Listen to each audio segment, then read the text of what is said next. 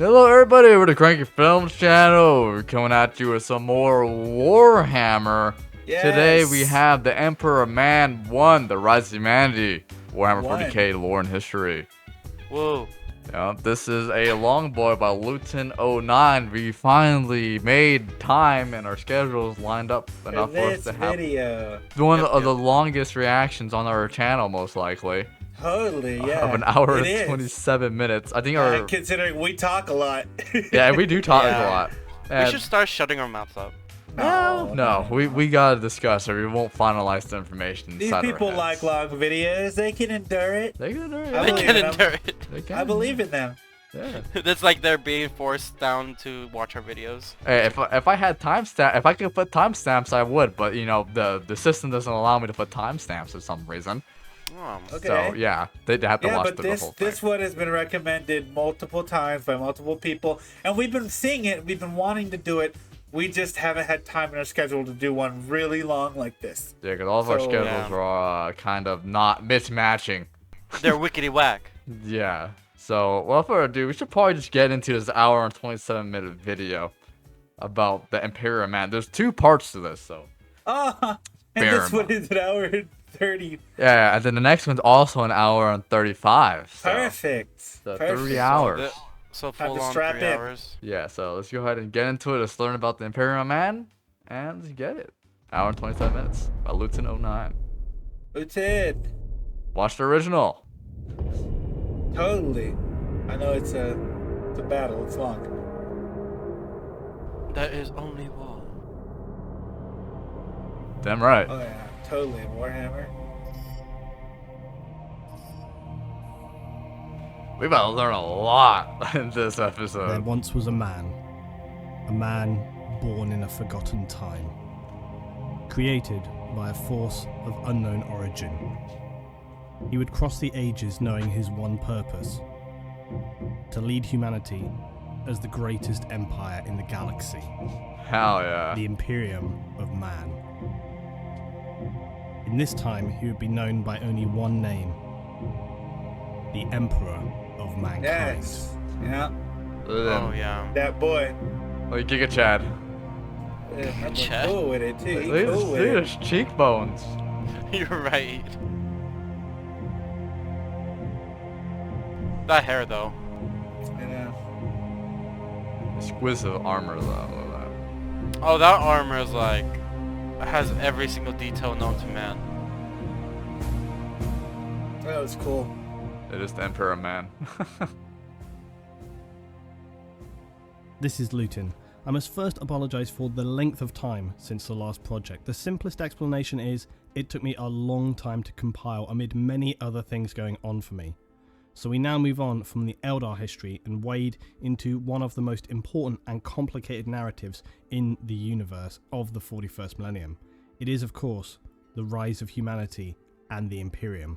In the dark, never-ceasing war that is the future, humans have risen to control and maintain a galaxy-spanning empire whose official title is the Imperium of Mankind.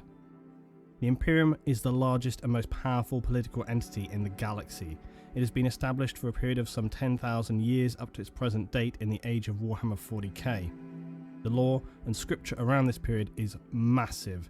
Despite this daunting task though, I've decided to interpret it in one piece chronologically, splitting it into chapters so as to best enable you guys to get an understanding and a grasp of what it is all about. Thank you. This is the third video in my Warhammer 40,000 lore series, and it seeks to create a foundation for all of the further videos which talk about the Imperium of Man.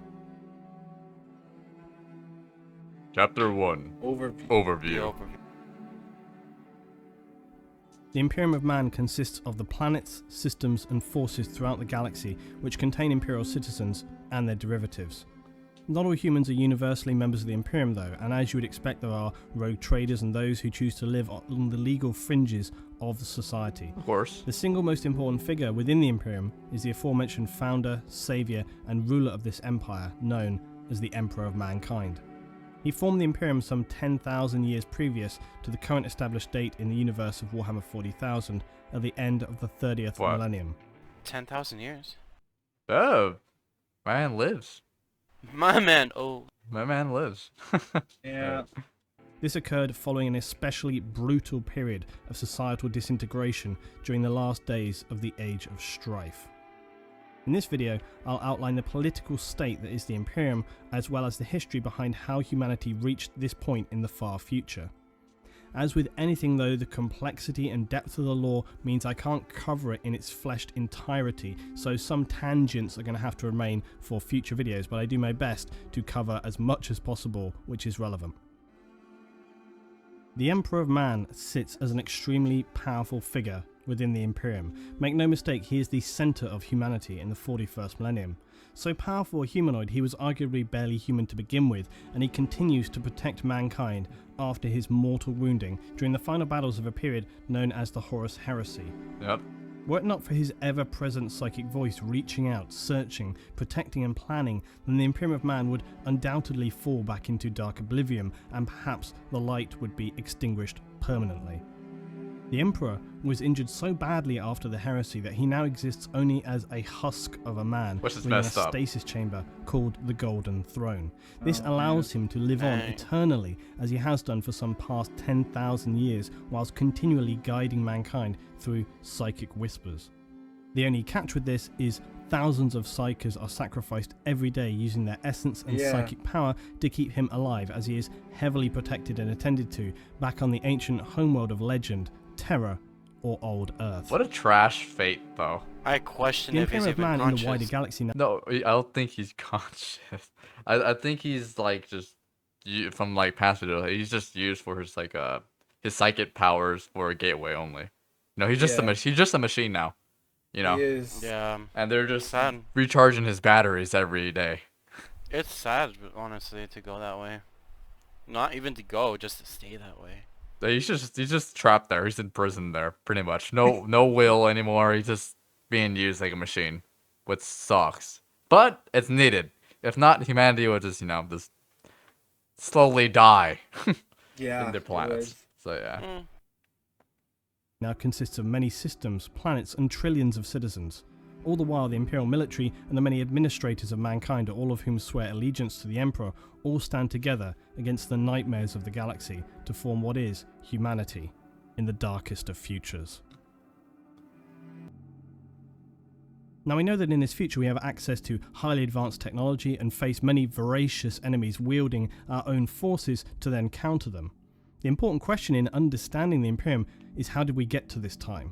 And to understand this, we need to look back at the extensive and dark history of humanity. There is a small clue as to the way in which the people that constitute humanity in the 41st millennium view their past. That is, the imperial two-headed eagle, the crest of the Imperium. It stands with its two heads, but with one eye closed. Blind, or perhaps refusing to see the past. The other eye is open, looking to the future. The logic being that the past of humanity is too painful or dangerous to look back on, so we look forward, striving to be stronger and more powerful, as we have done for thousands of years. Okay. Okay. There are distinct ages of humanity's history, and these tell the story of how we reached the time of the Imperium. 1 millennium equals 1,000 years. The Imperium has now been established for 10 millennia or 10,000 years. Damn. Humanity has existed for roughly 41,000 years. They're thriving. This timeline demonstrates the ages of man through this period, from our ancient history through to the age of the Imperium. We have the ancient history, the age of terror, the golden age of technology or the dark age of technology, the age of strife, the unification wars, the Great Crusade and the fall of the Eldar, the Horus Heresy and the Great Scouring, followed by the final Age of Imperium of Man. Okay. Right, so that's that's the order then. Yeah, how it happened. Yeah, it's the order. Yeah. Dang. Oh, I can't wait to learn more about the Horus Heresy, though. I know, we have to learn about that. Man, after we watch these two parts of the Imperial Man, we gotta go like deep dive into like the Great Wars and stuff like that. That actually totally forged everything. Like, yeah, because I know like a lot of people, we've seen a lot of comments about Horus Heresy as well, and we're yet to get to it. Yeah, and I'm really excited about getting to that part as well. Yeah, because the Horus Heresy is like the start of everything that we started to learn about. He was such a major impact on 40K. So, damn, there's so much to learn. All right, let's just get it. Chapter 2, Ancient History. The ancient history tells of the dawn of mankind, but this period is largely one of animalistic evolution. The most significant event occurs around 7000 BC. This event marks the birth of the humanoid, who would become the Emperor of Mankind. His origins are something of a heated debate among the 40k community. There are several theories around this, and it's important to note that something I rarely see stated on forums or discussions around the origins of the Emperor is that quite simply no one knows the origins of the Emperor. It's all just speculation. Simply because one theory has had a vague reference at one time or another does not make it gospel. In fact, as I've repeated before, the crux of the matter with imperial history and lore in general is that very little should ever be considered official or canon. Such is the state of the loss of history, misinformation, and suppression of facts within the 40k universe. So essentially, the correct version is the version you want to believe. In a universe where history is stored over thousands of years, and in times of unimaginable devastation and strife, it's unlikely something could be considered a cold, hard fact, especially when you're talking about events that happened in ancient history in an age where accurate recording of information seems unlikely or even impossible to have survived. The first version of these events is the often widely accepted background, which states that in the ancient times, some humans carried a natural affinity or awareness of the warp. These were the earliest psykers. They would be village shamans or witch doctors in ancient communities. Their premonitions led them to understand that in the future, mankind would face the darkest of times. Their decided course of action would be to commit ritual suicide en masse, returning their souls and essence to the warp to then coalesce and be reborn as one supremely powerful psychic being.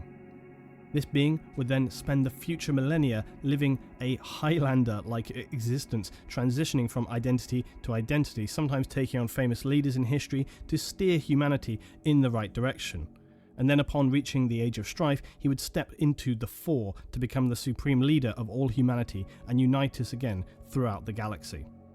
Now, some people take this as the most canon version. That's actually very interesting. Yeah. Yeah, it's awesome. Tell the first people they quote unquote had an affinity, so they saw the visions and they just sacrificed themselves to be reborn again and again and again and again, slowly gaining more power and influence. It's so cool, man. That is pretty cool. That's sick. Man. History. Love it. Yeah, totally. Alright, let's get it. Version of the Emperor's origin, but there are various others, including the one that I actually personally subscribe to. The shaman story is all very well and good, but it leaves me with some questions. For example, if these shaman were some of the earliest humans with only a vague awareness of the warp, how could they have such powerful precognition to foresee the need to create such a super being? In addition to that, if they were truly the earliest stowings of psychers for humanity, then surely they would not have been especially powerful, and even with their powers combined, how could they summon humanity's greatest champion? No, not Captain Planet. So, those two things stand out for me. Also, their plan to commit mass suicide and then hope that they would all be reborn together seems pretty spurious. It seems to tick the boxes from an okay, I guess that's possible point of view, but it just doesn't make sense beyond that. Another theory is that the Emperor was in fact one of the Old Ones, who you will remember were one of the most ancient super beings who created the Eldar, the Orcs, and even humanity. Yes, really. Go and look it up for those naysayers who think that they did not. This theory, again, at first is captivating, until you start to think about it more. And then you realise it doesn't really make any sense. The Old Ones were, as far as we are informed, not shapeshifters, but creatures of light and dark. There was a statement to the fact that just a single Old One escaped the brutal genocide of their race, but then was eventually killed at the birth of Slanesh when the Eldar fell.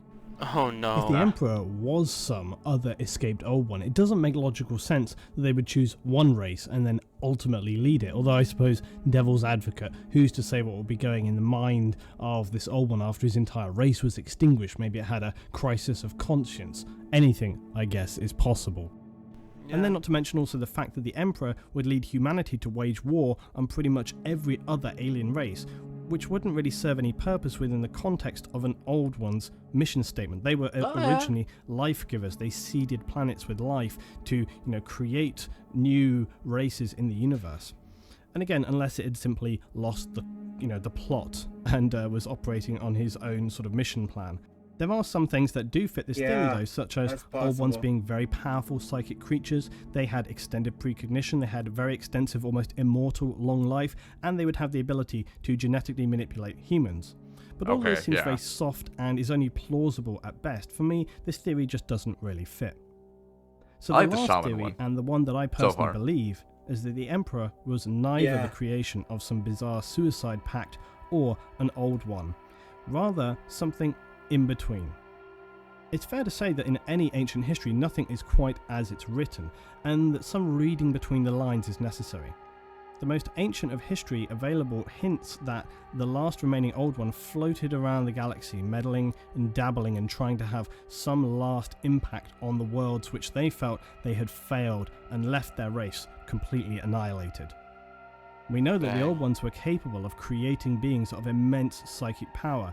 This is how the ancient Eldar defeated the Necrons and Satan, who were, let's not forget, gods capable of devouring stars. So the theory I stand by is that a fragmented remaining Old One drifted around the galaxy until he was struck by a precognition so terrible that he had no choice but to resolve becoming involved. It could be that he saw the vision of the Eldar fall or the rise of chaos. Either way, he knew that the Eldar were by now far too arrogant to accept any help and would be of no use, remembering that the Eldar had turned their backs on the Old Ones long ago. The Orcs, who were also an Old One's creation, they were too crass and mindless for such preparation. Poor Orcs. Instead, he would turn to the weak humans. Weak, but with great potential. And so he would decide on forming a divine creature, a humanoid of the most immense power, but birthed in such a way that he would not allow those humans would not immediately view him as a god, but as a man, to be not worshipped, but instill a sense of power, of awe, of destiny. There are other clues as well. Apparently, further along in Earth's ancient history, a creature crashed to Earth who had an appearance we would describe as a dragon. It would seem, though, that this dragon was in fact a small fragment of the star gods, the Satan, who had been destroyed thousands of light years away by the Necrons. Even a tiny fragment of these most powerful beings would be beyond the means of even the most powerful humans to contain. I would imagine. The future Emperor in this time wounded this creature and then apparently took it to Mars. I'm not sure how. But there it lay imprisoned within the planet. The final chapter of that story, that's one for another day. Still, this helps to secure the idea that no mere reincarnation of a few shaman could produce such or perform such a task. Could an Old One? Perhaps, but given the other evidence, I would still discount it. But a perfectly designed humanoid of godlike form created by an Old One who would know a most powerful psychic being was needed to counter not just the future darkness of man, but to face again the Satan and the day of reckoning when the Necrons would rise again. This seems for me the most logical and plausible of origins. Yeah, I like that one. I'd say that is really that's so interesting. The Shaman one was cool, but as he was talking about, it's just reincarnating every time might not be up to the case. The second one I just didn't really mess with, mainly because he was probably just talking in a certain way. I didn't really resonate. This one was really nice though. It really was. Because he likes this one, so he explained it really good. And it does make sense though. It does make a lot of sense. It does make sense. Like he wouldn't be it, but he just go to us, the weak race, to say, you know what, these guys have a lot of potential. Yeah, we do. Look, we advance. They advance hell of technology so quick with stupid Emperor Man there. True. Damn. There's a lot. It's already been 14 minutes. I didn't even feel like I've been 14 minutes watching this. It's finished ancient history. The truth, though, is that we cannot know the origin of the Emperor unless some definitive tome is discovered which provides secure evidence as to such, so we are left to speculate until then. One thing that is certain, though, is that the Emperor was a human and holds godlike psychic power. He was within humanity throughout all of history, learning, sometimes guiding, mostly sitting in the shadows, until he was needed to take a course of action that would lead us into the Age of the Imperium. The last point worthy of mention is that the Emperor of Man would enforce a strictly secular society. In the early days of the Imperium, this would then enable humanity would identify with him as a man and not as a god. They wouldn't project any religious connotations onto him. Also, because throughout the thousands of years he spent on Earth, he would see the terrible devastation and fragmentation organized religion could cause. He believed that humanity could only achieve its full potential in a strictly secular state. However, even in the crusading period where the Emperor would reunite the lost colonies of man, some people began to spread rumours that he was more than just a powerful man. These beliefs would run so strong it would even question some Astartes to the faith, such as Battle Captain Nathaniel Garrow, one of my favourite characters in the 40k and one of the few Space Marines from the Death Guard chapter not to be corrupted by chaos. Well, that sounds pretty cool. Some citizens of the Imperium consider the Emperor's stance on faith even a test, so as to distinguish those who can see the whole of the truth, that he is in fact the one true God of mankind. Okay, yeah, you know what? It makes sense why people would think that he's a god, though. Man lives forever, so imagine you're born, and he was already the emperor, and then you die, he's still the emperor, then your kid is being erased, he's the emperor, then your kid dies, and then that kid's dies. Yeah, and this guy's just living forever. I find it wild though that he's just human. Yeah, he's just human, and he's lived for this long in the shadows. Yeah. And then when they needed it most, he comes up and unifies them all. My man has got, I feel like he's just got like psychic powers. Like godlike psychic powers. Yeah, where did that all come from? That Haldar injected him with the power of the psychic. Yeah, but it's kind of weird. So does the psychic powers prevent him from dying? Yeah. That's what I'm thinking about right now. It's like he can't die because he has so much psychic powers in him, which prevents him from dying. But then I also understand that how everybody would think he's a damn god though, because he's never dying. Totally.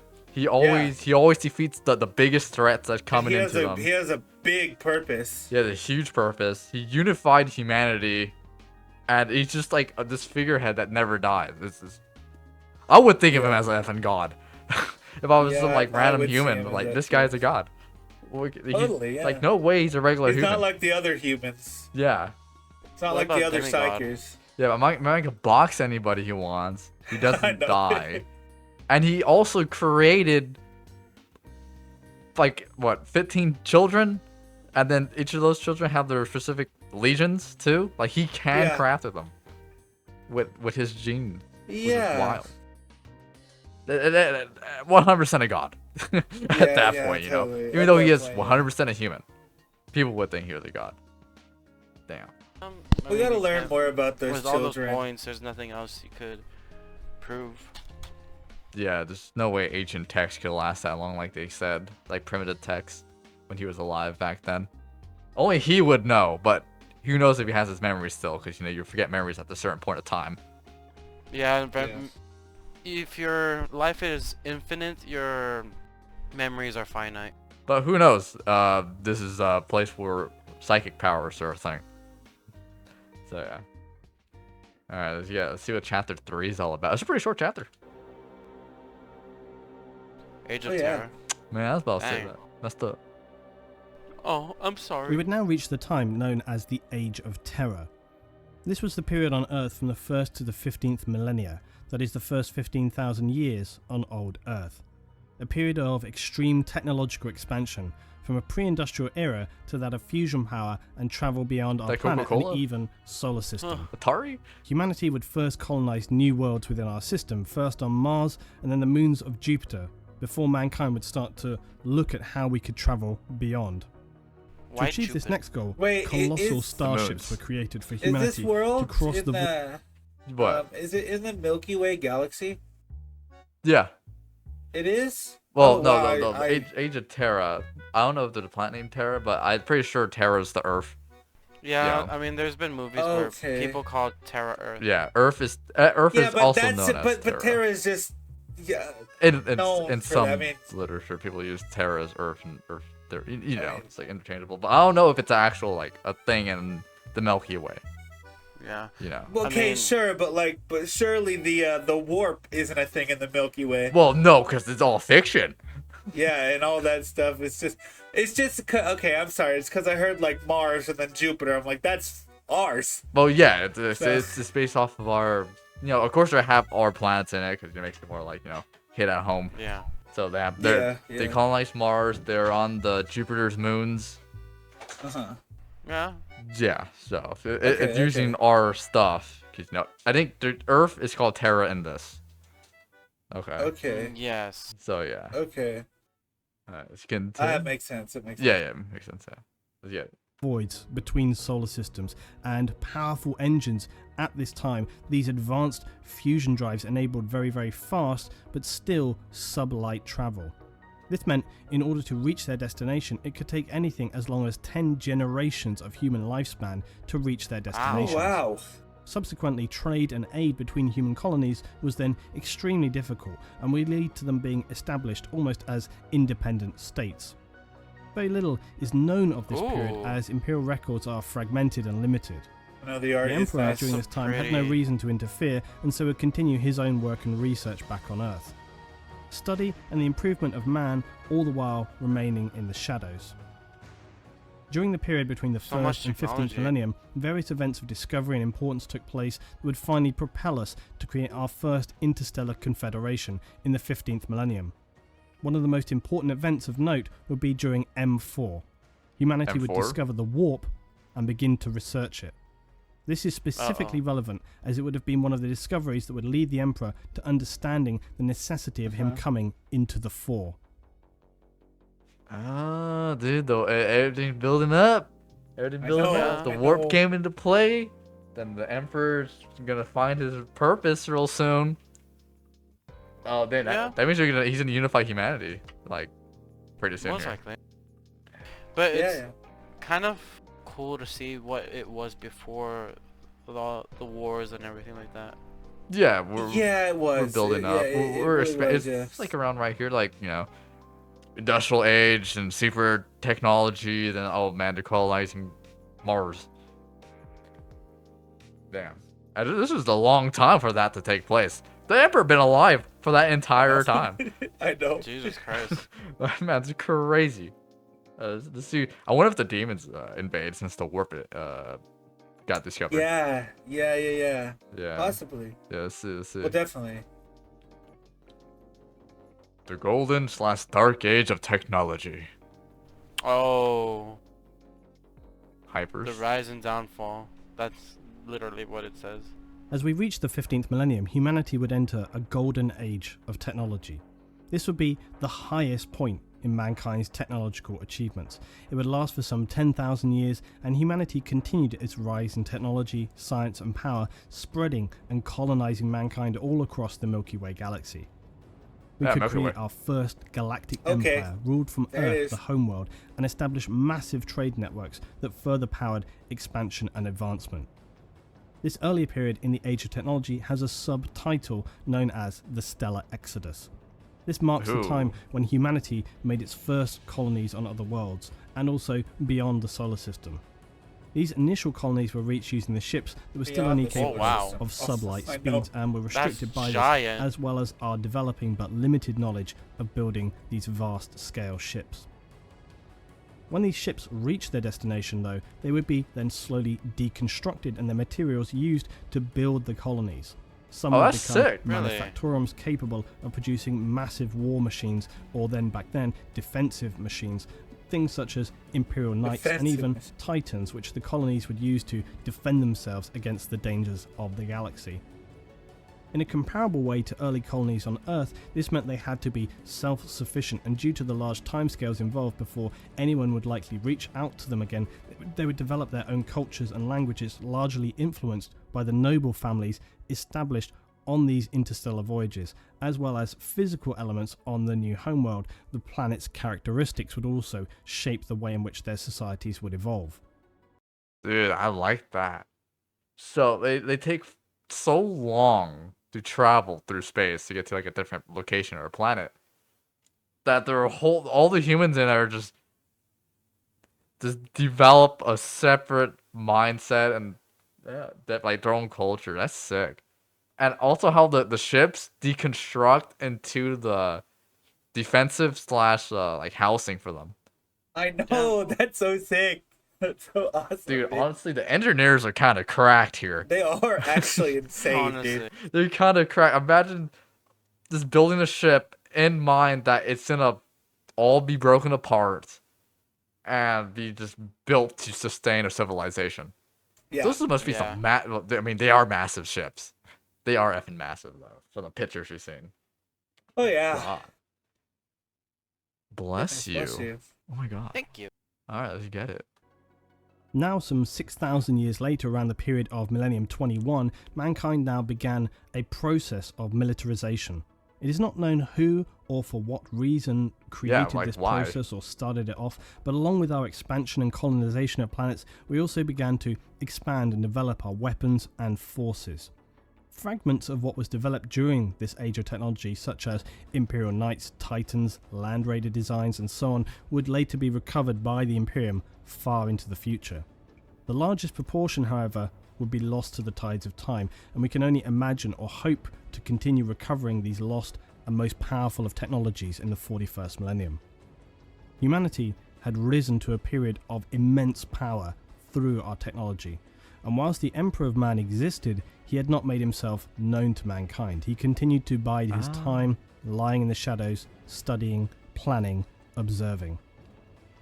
The very fact that the Emperor is one of the few who would live through this time and on into the Age of the Imperium, and this would then have far-reaching implications for humanity, as the Emperor would carry his knowledge and strength of this golden age into a time when none would recall it, and where it would be of critical importance to our survival. For the Emperor, he would use this knowledge of the Age of Technology to bring humanity back to a glimmer of what once had been. In the thousands of years where humanity established its first interstellar empire, we would become, as much as the Eldar, supremely dependent on technology. Humankind had risen to a level of godlike understanding, and this was embraced and practiced by the people of the time. Seems. The Empire of Mankind was seen as a bastion of technological achievement and began to use a new class of humans entitled the Navigators to expand our reach and use the newly discovered warp to travel beyond the distances of existing star drives and cover vast distances in a short time. A navigator's role is to, as the name suggests, protect and guide a ship through the tides and dangers of the warp. Eventually, over time, humanity would find the warp had become too turbulent to traverse. But in this time, navigators, they're not strictly psychers as such. They possess a special gene called, unsurprisingly, the navigator gene. They also possess other abnormal characteristics, including a third eye in the forehead, It really is. as well as some more alien appearances such as no pupils in their human eyes and translucent skin, as well as maybe larger than normal appendages. Their origin is believed to have not been a natural development, but to have come about through genetic experimentation and engineering in this period of the Age of Technology. It was like... Of course. Dude, that's kind of weird though. How they like grow eyes and like their skin's all translucent and stuff like that. Maybe That no is pupils. Yeah, no pupils, you know? That's a cool gene though, honestly. It is, dude. It's really cool. The navigator gene. Yeah. Be able to like navigate on through the warp. Yeah. They Useful, bro. Every one of these ships should have one. I think they do. Good. Imagine being born. It's like, yeah, you're the navigator. Dude, yeah. Dedicated navigator for the ship. You just strap in. Here you go. This is your ship now. Bring us home. What an important job, though. It is an important job, bro. Like when I was They're probably like, hopefully they're like treated better, right? Like they gotta be like, you know, high on in command, right? Authority, surely. Or 100. at least get paid more or something like that. Something like that. You already know. They got to. They're vital. I also wonder if it's common. You know. That is true. I mean, they did say they're result of experiments with genes and stuff, so I have a feeling that they could produce them. Oh, maybe. I just have a feeling. Well, definitely, yeah. Yeah.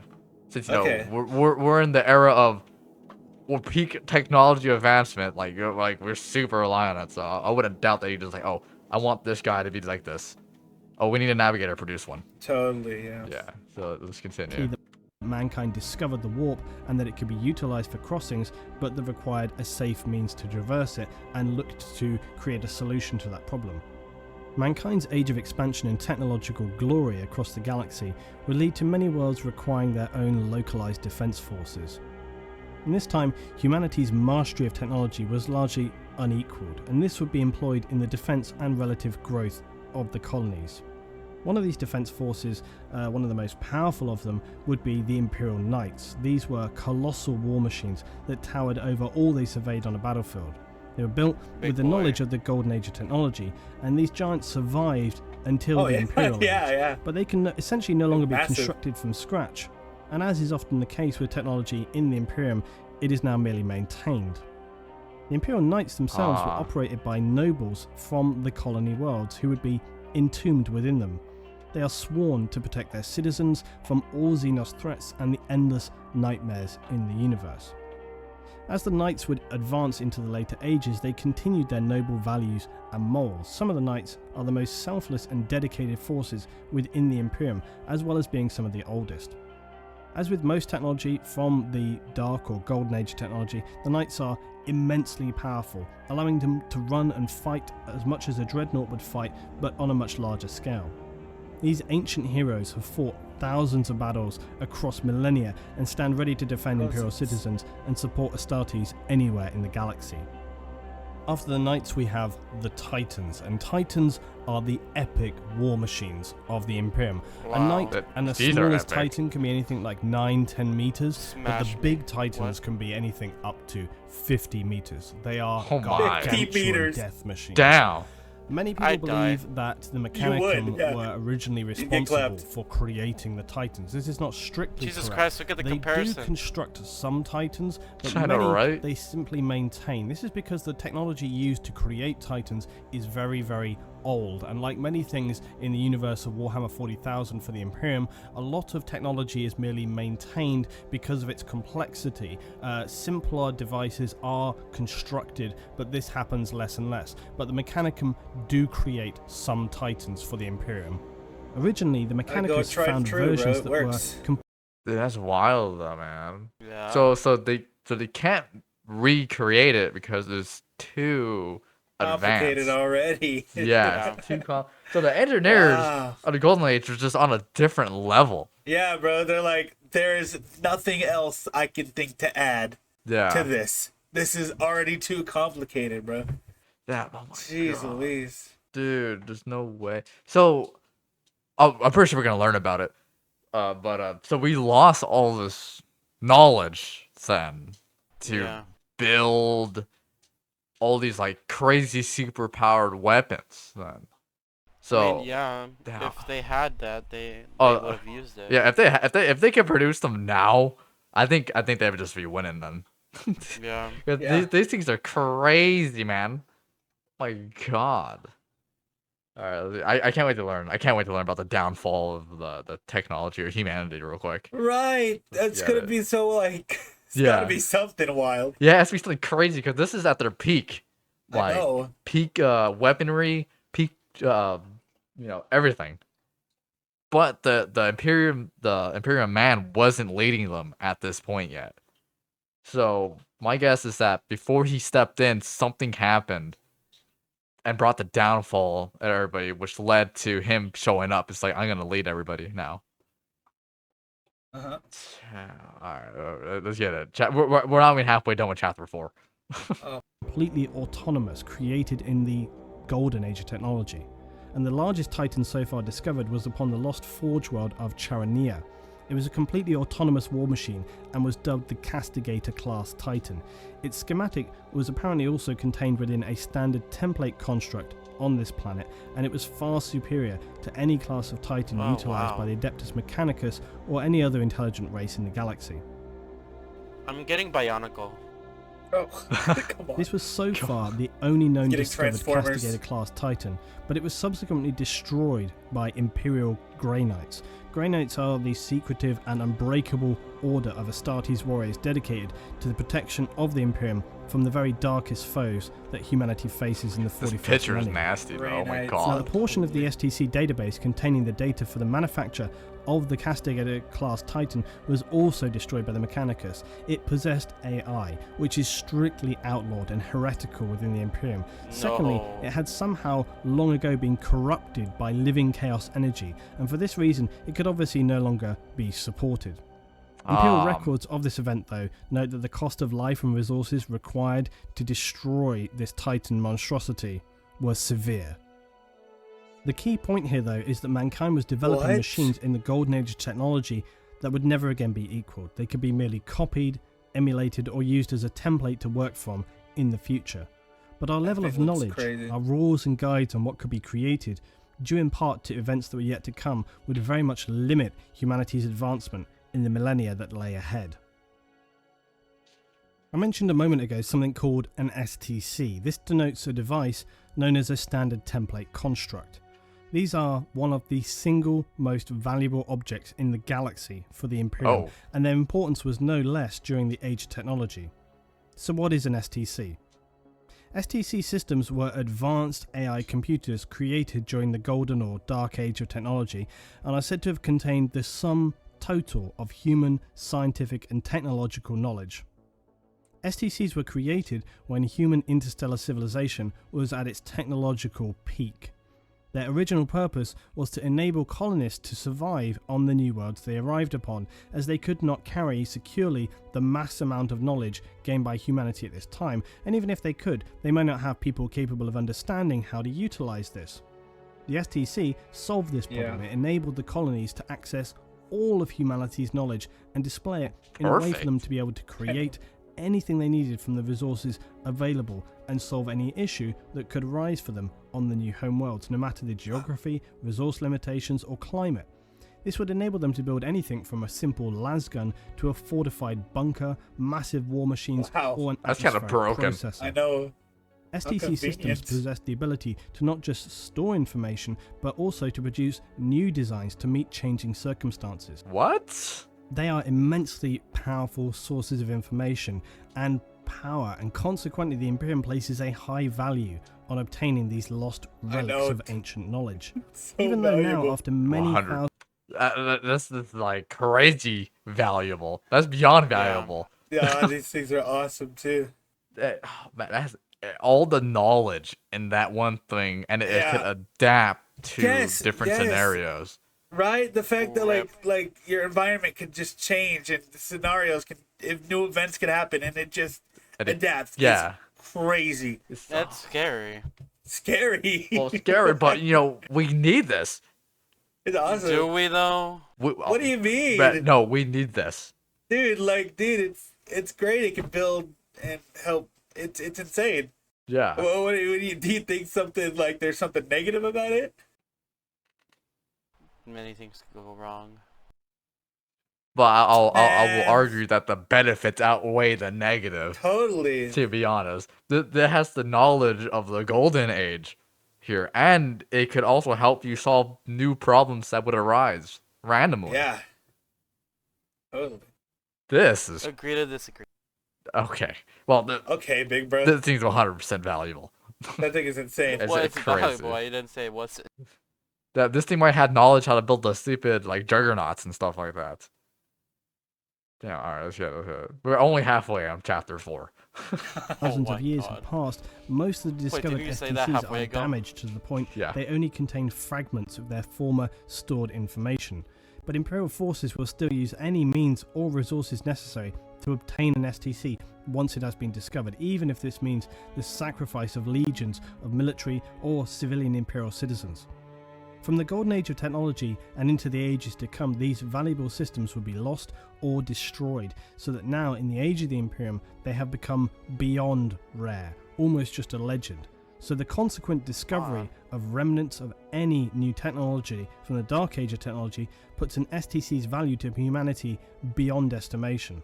The little knowledge that has been recovered from damaged STC units is then utilized, copied, and stored by the tech priests of the Adeptus Mechanicus, who are based deep on the primary forge homeworld of Mars. They believe that STCs are the most holy of artifacts and will seek and protect them at any cost.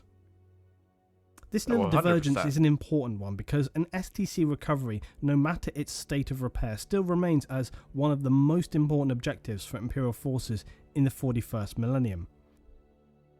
The holy grail of this quest, though, although unlikely, would be to recover an intact STC, thereby gifting the Imperium all of the stored knowledge of mankind from the golden age of technology. That'd be crazy. If the Imperium were able to recover an STC of this standard, it would catapult the existing human society into becoming yet again one of the most advanced and significantly, if not the most powerful state in the galaxy.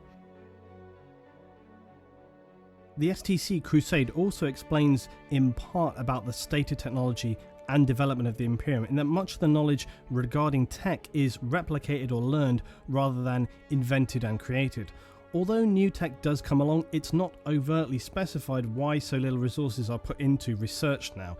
It could be speculated though, however, that mankind relied so strongly upon the Emperor in the last 10 millennia that now they believe only he is capable of directing mankind's advancement, and they solely focus on maintaining him and maintaining the state of Imperial affairs. That makes sense. Yeah, it really does. Like, because if you just have this dude your whole life just telling you what to do or how to do something, or this is the way it's created, you're just like, oh, okay, he's the guy. I would think he could do no wrong, you know? Yeah. True. And so then there's no point of you doing it yourself because he's just gonna give you the answer, right? Yeah. And then he gets put in the chair of death. And then, wheelchair. And then now you can only repair. That's what he gets. Yeah. He should have taught them how to develop.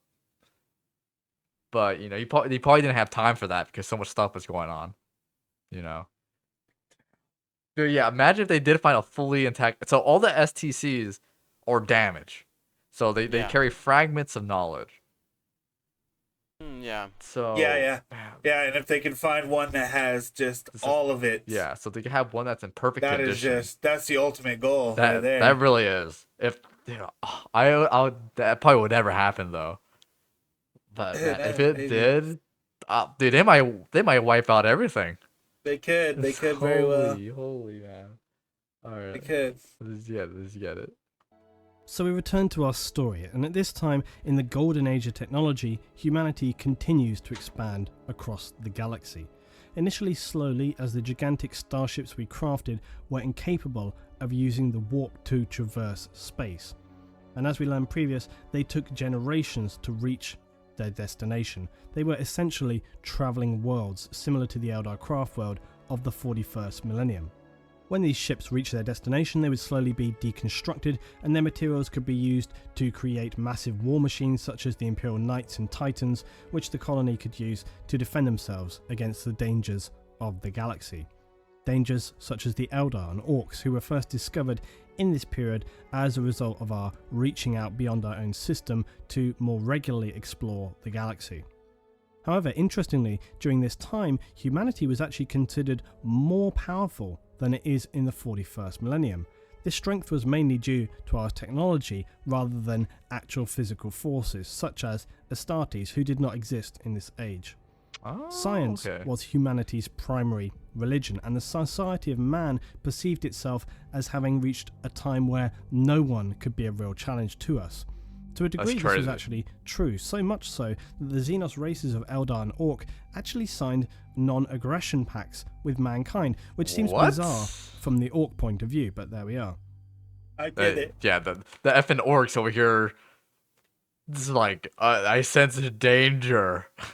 Yeah. We know fights. Yeah. We gotta learn more about Orcs. We know like nothing about Orcs. I know we do. We know some about we know some from the comments, right? I think my favorite comment is still saying that if you run out of ammo, you just act like you're shooting at them, they could die. I think that's my favorite comment about the Orcs so far. That's crazy. The Orcs are cool, man, but we don't know nothing about them. Maybe we'll get there. They green. They are green, and they kill. It's simple. All right, let's get it. The discovery and use of interstellar drives, that is, an engine enabling cross-warp travel, now powered humanity's expansion and domination of the galaxy forward. A federated government was formed, enabling us to create a strong trade community and, most importantly, remain unified and powerful throughout our colonies spread across the galaxy, aiding and supporting where necessary with either materials, logistics, or military. The exact form and nature of this federation is unknown from this time, as so much knowledge and history was lost. To speculate though, it seems likely that from the way in which humans would live at this time, the Federation would have focused more on discovery, science, and working to better humanity, as well as supporting our widespread colonies. As the societies we had seeded across the galaxy grew stronger and more developed, most humans would live long, peaceful lives where menial actions were carried out by automation, leaving people time to indulge in their own lives and dedicate themselves to the glorious expansion of mankind.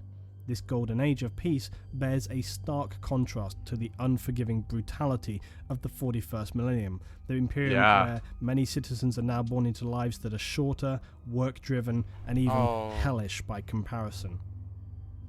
Imagine getting like an STC and like seeing like back then there probably wasn't any like, you know, slaves or any of like the super lower class. Everything's just being automatically done by robots and everything's being researched by humans. And then you look at your society now, you see all this like brutality. I wonder how they would think if they did get an STC that showed them all this. Of like, man, we really fell. We really fell from grace, huh? They did, yeah. That's an understatement. Yeah, I know, right? That's such an understatement. Man, Warhammer went from I'm so peaceful to I'm just sad. I'm just sad. For real. I'm depressed. You know, we were just talking about, oh yeah, humans do the things. Now, yeah, no, everybody's in pain and suffering, and one way or another. True. That effing sucks. Let's get it. Back with our timeline though, and although navigators had now been discovered and enabled interstellar travel, psychers, that is humans with strong psychic ability, had for the longest time evaded or simply passed undetected. It would be in the age of technology where this new class of human would finally be identified. These psychers seemingly largely avoided the demonic possessions which had occurred for the old ones, Orc and Eldar. It is unclear why this would be, but again you may speculate that the Emperor had a role to play in guiding and shielding humanity through this time. As we know, he had always lain in the shadows, ensuring our safety and creating small influence until he felt it was necessary to come to the fore. Another possibility is that by comparison, the Orcs and Eldar with their more advanced psychic powers simply shone brighter. As we know, the demons of the warp are actually attracted to psychic power in real space, like moths to a lamp, and so they appeared amid the depths of the galaxy, a brighter beacon for the chaotic creatures to be attracted towards, whereas the human psychers were very early in development, their powers were less attractive, they did not stand out so much. These psychic mutations were initially limited to only a few individuals per billion or so humans, but toward the end of the age of technology, psychers would appear throughout the colonies more widespread than ever before. And some colonies who were advanced and open-minded, they could see the potential advantages brought by human psychers, and they were protected and allowed to develop and explore their abilities. However, on other, less advanced human colonies, they were often killed and hunted down as the people here feared rather than embraced their divergent powers, much of, similar to witch hunts.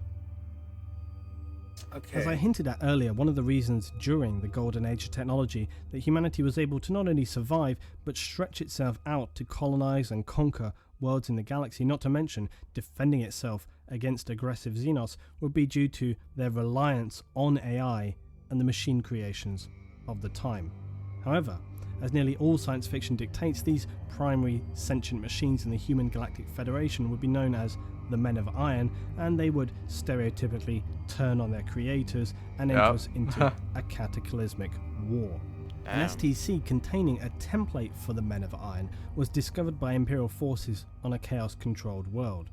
It became apparent that much as the Castigator class Titan, the Men of Iron here had also been corrupted by chaos, and the AI of these creations was sentient. So we can perhaps speculate that the Men of Iron initially resented their human creators, but combined with this were also corrupted, possibly by chaos, which at the time was relatively unknown to mankind, hence the lack of any documentation to support such speculation. It is, however, a possibility and stacks up with what we know of the corruptibility of human AI creations. Also, the intent of the dark forces of chaos to obliterate humanity once it became aware of its existence. Regardless of the reason though, this war was one of the greatest disasters to befall humanity and would rage for centuries. The exact length of the war is not recorded. The conflict was eventually won by humanity, but at a great cost. The damage caused by this conflict to interstellar human society was hugely destructive. We would lose masses of knowledge and technology, not to mention devastating humanity's economic strength and political unity. How? The war would begin the series of events that would lead into the collapse of the Federation of Humanity at the end of the Age of Technology. As so often is the case, very little information exists from this time, largely due to the Imperium being so wary of a similar disaster happening again. And this is why amongst the Imperium and mankind you'll find only the simplest forms of AI. It is viewed as being exceptionally dangerous technology and is strictly outlawed. A substitute is often to combine human and machine into mindless drone-like beings known as servitors. Servitors are the Imperium's cybernetic servants, lacking true self-awareness, and are created from the bodies of either condemned criminals who are unpleasantly lobotomized, or vat-grown humanoids whose bodies and brains are partially replaced with machine systems. As a result of this catastrophic conflict between the Men of Iron and humanity in the golden age of technology, it is now considered one of the most severe crimes in Imperial society to develop a self-aware artificially intelligent machine. It is just considered too dangerous to even consider. Around Millennium 23, the warp was... Damn, so they lost all their stuff because of AI. Yep. So I do like the theory how the AI might have gotten corrupted by like the chaos, like, you know, stuff like that, because, you know, they didn't know about it, so it could have just been corrupted, or it just could have been like a normal like fiction stuff. It's just it just turns on you and you got hit with humans. Yeah. But that sucks though. If an AI revolution just wiped out almost all their knowledge, which led us down the route we're on now. Yeah. Jeez. I mean, if it has to do anything with AI, it's usually almost the same story. It's been a common story trend. Yeah, you're right. It's quite cliche at this point. Yeah, but I like it here because it's more fleshed out. Totally. It's really good. Yeah. Man, dude, those the STCs? Yeah, the STCs. Jeez Louise. Jeez, those things are so crazy. They really are. Holy cow. Just like, I don't know. Like they said, they would sacrifice legions upon legions of men just to get like a damaged one. No. Yes. So that's just how valuable they are. But at that point, you're gambling for a chance that it's real, or if it's the thing is, man, like, more people, right, are gonna be made. They're gonna have more art. They're gonna have a big army regardless. Yeah. And when they do find one, you know, there's gonna be replenished people, man. Then it's time for the uprise. Yeah, because the minor bit of technology information they get from one of the broken ones, it's just a massive boost for them. So it doesn't matter how much they lose while getting it, they will gain way more in terms of knowledge than men. Not to mention, they already sacrifice 1,000 psychers a day. I highly doubt that's gonna leave an impact on them. They lose way more in a war than that too. So I think they're fine on human resources for warriors. We're low on human resources. It's time to make more. True. Let's get it. Taking hold of almost done. and wreaking havoc on human colonies. Feudal night worlds were more conservative and less abiding of psychers, as we said previously, who had hunted them down. These would fare better than the others, who had adopted them more open-mindedly at the time. The knights in their semi-titan armor would battle massive warp entities and serve to protect the planet's human population, abiding to their strict code of feudal discipline and ability. Very often, they would be the bastions that protected mankind's worlds, and their importance cannot be underestimated at this time. As is often the case in history, it is not one, but a series of disasters that leads to total ruination, and this was no exception for the glorious empire humanity had established during the Dark Age of technology. Whilst it was struggling to recover from a collapse in its unity, as well as destruction of many of its resources and its ability to trade efficiently with other worlds, a new disaster would occur that would see the end of humanity's golden age and instead throw us further into near total annihilation. Well, it should be the like race the demons. Of man would never again reach this golden pinnacle of technological achievement. Damn. That sucks. I mean, look how much. Damn, chapter 4 was crazy though. We learned explains a lot. We learned so much in chapter 4, and it was a lot. That's one. Oh my god, the next 2 chapters are long too. Oh my god, Golden Age is crazy. And it is. So it wasn't fully AI that took him out of the Golden Age. It was another threat that came along, which I'm pretty sure we're gonna learn about right now in chapter 5. So hey, at least humanity didn't really screw themselves over that hard. Well, they had a part to play in it, but wasn't also the Slanesh thing? Well, the Slanesh, the Eldar? No, not yet. Not at all, not yet. So that's happening with like the Eldar and stuff like that, right? So I think. Dang. So I mean, the next threat's gonna happen right here. So there's AI. First is AI. So the major thing that we learned in chapter 4, STCs are crazy valuable. Yeah. We cannot replicate old technology. Yep. We can only maintain and repair. Yeah. And AI is now banned from being used now, and we can only use like half AI, half human hybrids. Or benign AI. I guess. I don't know. To be honest. That means like really low, like not capable of being self-aware. Okay, yes, this is low-level AI. All right, so now we're on to chapter 5. What happened? I said okay. Let's get to chapter 5. Chapter 5. The Age of Strife. No. Well, we see all the death. Death is gonna occur now. I have a feeling. Nah. As we learned in ancient Eldar lore, it was at this time that the Eldar out in the galaxy would fall into near total destruction.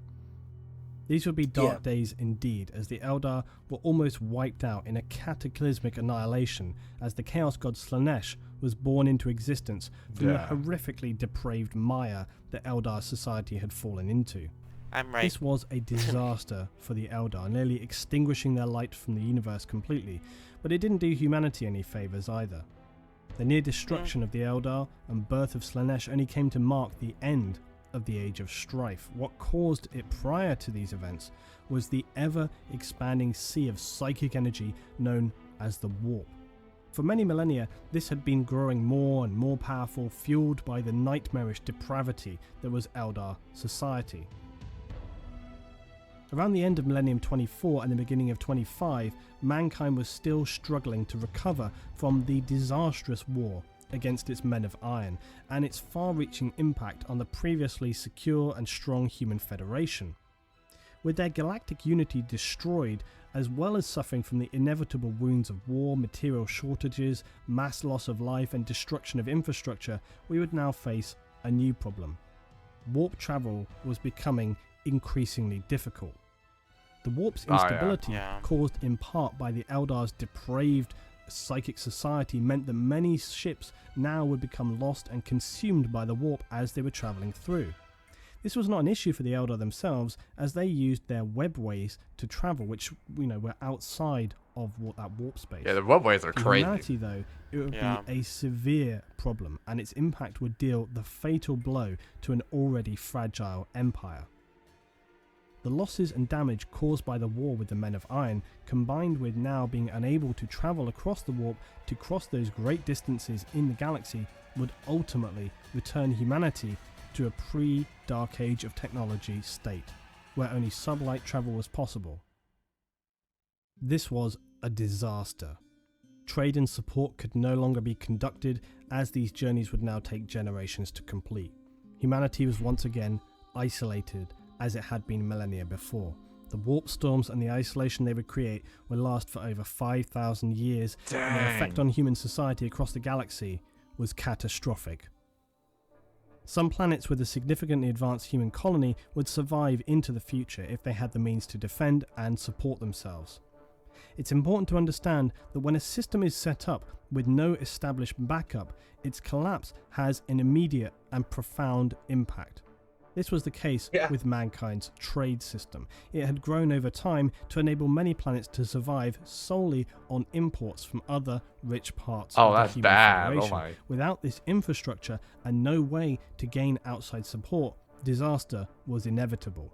Many would turn inwardly to the colony, consuming themselves from the inside out, first with barbaric civil war and later total anarchy, fighting over the scarce resources that remained. The final phase often led the significantly depleted population into a feudal system of warlords and barbarism.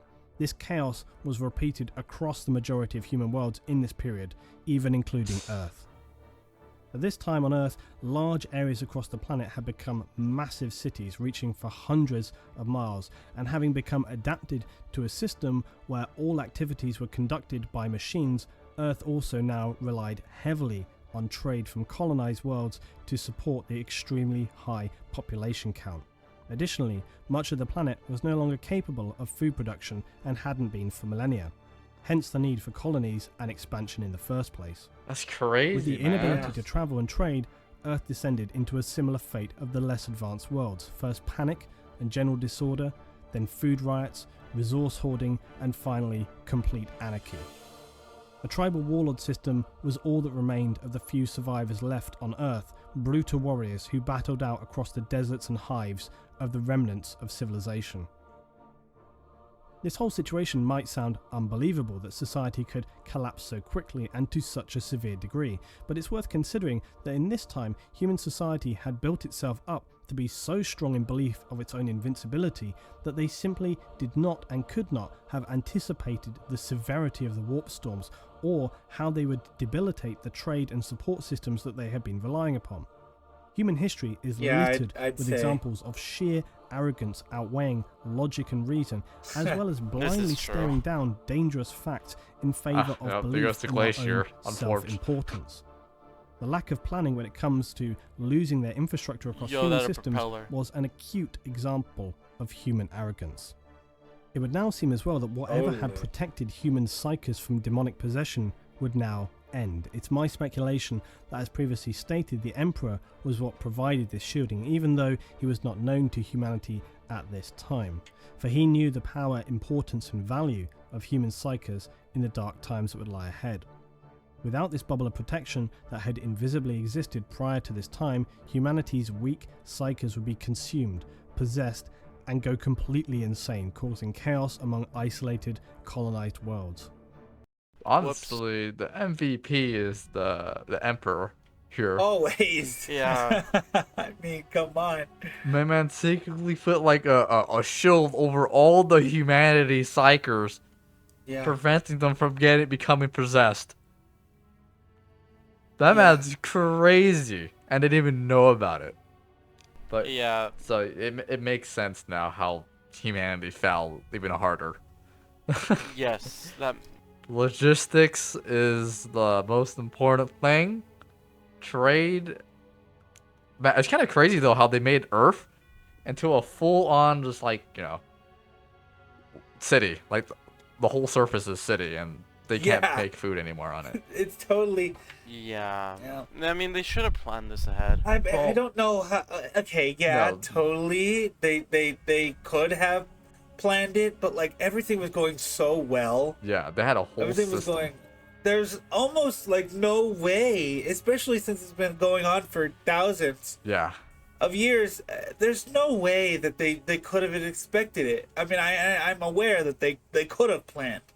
All right. I mean, you have to be big brain to think that something like this. Yeah, big brain could like happen. The war gets stupid, unstable. Like Slanesh was born, the Eldar got wiped out. Slanesh being born is just like,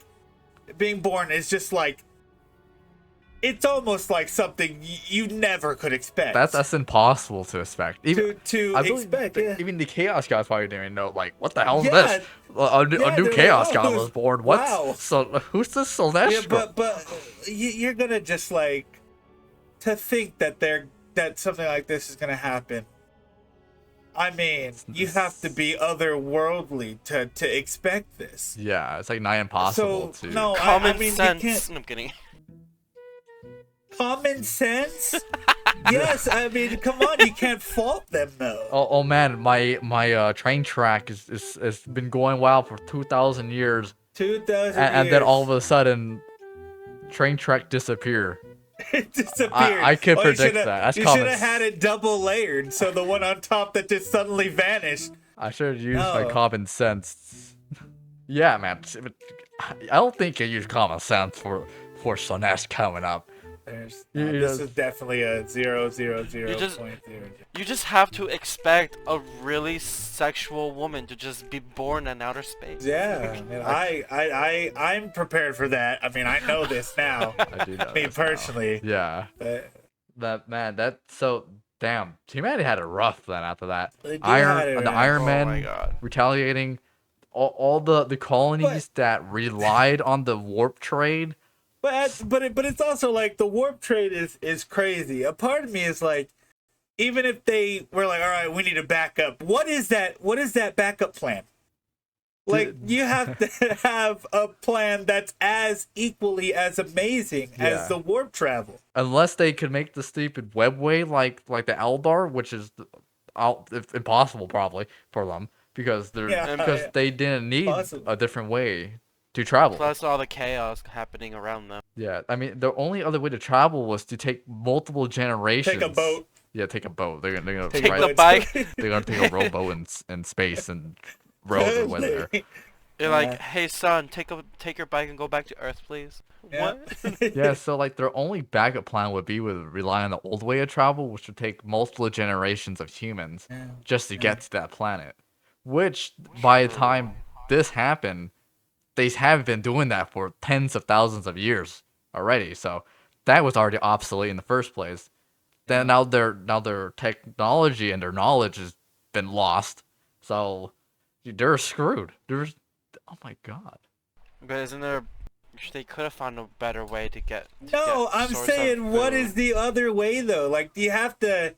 Like, this is just something that is just gonna be so hard to think of a backup plan. Like I was saying, there's no other way. Their backup plan is to take multiple generations. Yeah. To get there with the trade.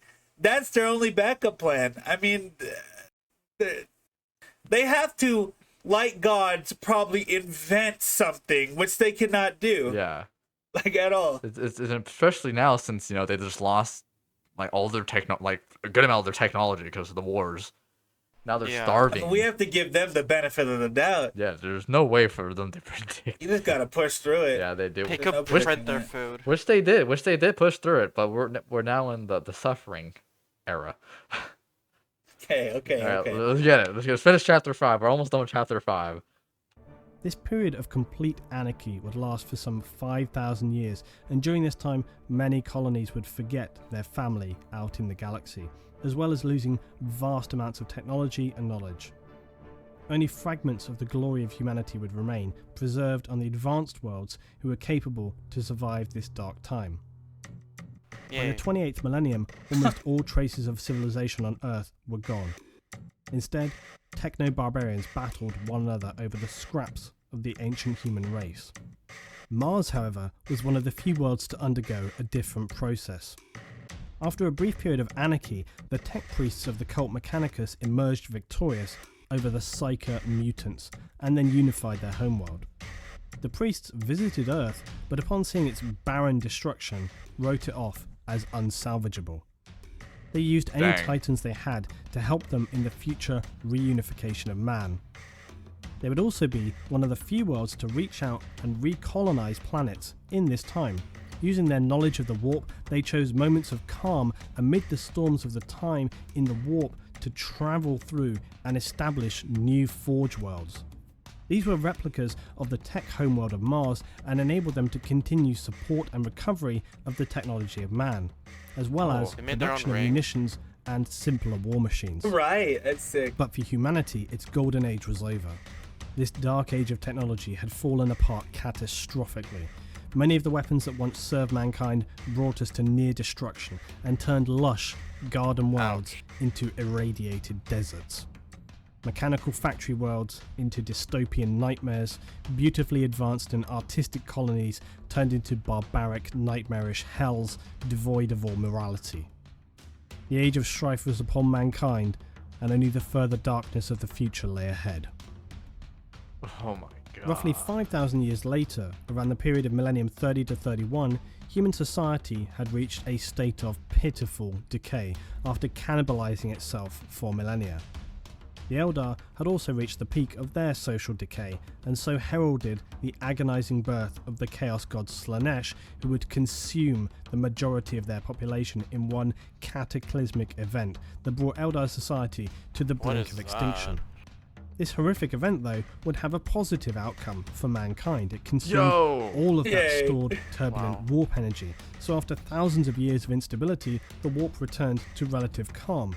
Interstellar communication and travel would once again be possible for the civilization of mankind. Let's go. We can now travel now. Finally, Celeste is done being born. But it took that long to be born. Yeah, it did. But look on the bright side. Well, not the bright side. Almost all the Eldar got wiped out. That's cool. Yeah. That's cool. That's cool. Now there's remnants of them too busy with torture, pain, and pleasure now, because they're now very twisted. Yeah. Well, that's good. Hey, Techno Priest can be clutch. I always thought the Eldar were pretty cool. Yeah, they are cool. They're really sick. It's also very interesting that the homeworld of Earth is now a barren wasteland, and now the only worlds that have humanity are where the colonies. For the high tech colonies that was able to produce their own food and survive. Yeah. True. You would think the people on Earth would be able to be as prepared as they were. Well, no, because they just said that they moved. Earth became just like a huge city with no food production, and they were heavily reliant on automatic robots to do most of the work. Easy. Take out a piece of metal from the ground and plant a tree. That's crazy. You're crazy. You sure are correct. You're a farmer. All right. Do I have my credentials? All right, let's get to chapter 6, the Imperial Man and the Unification Wars. Oh, Bog, he's gonna pop up now. About time. So he's gonna pop off right now? Yeah. Go get it.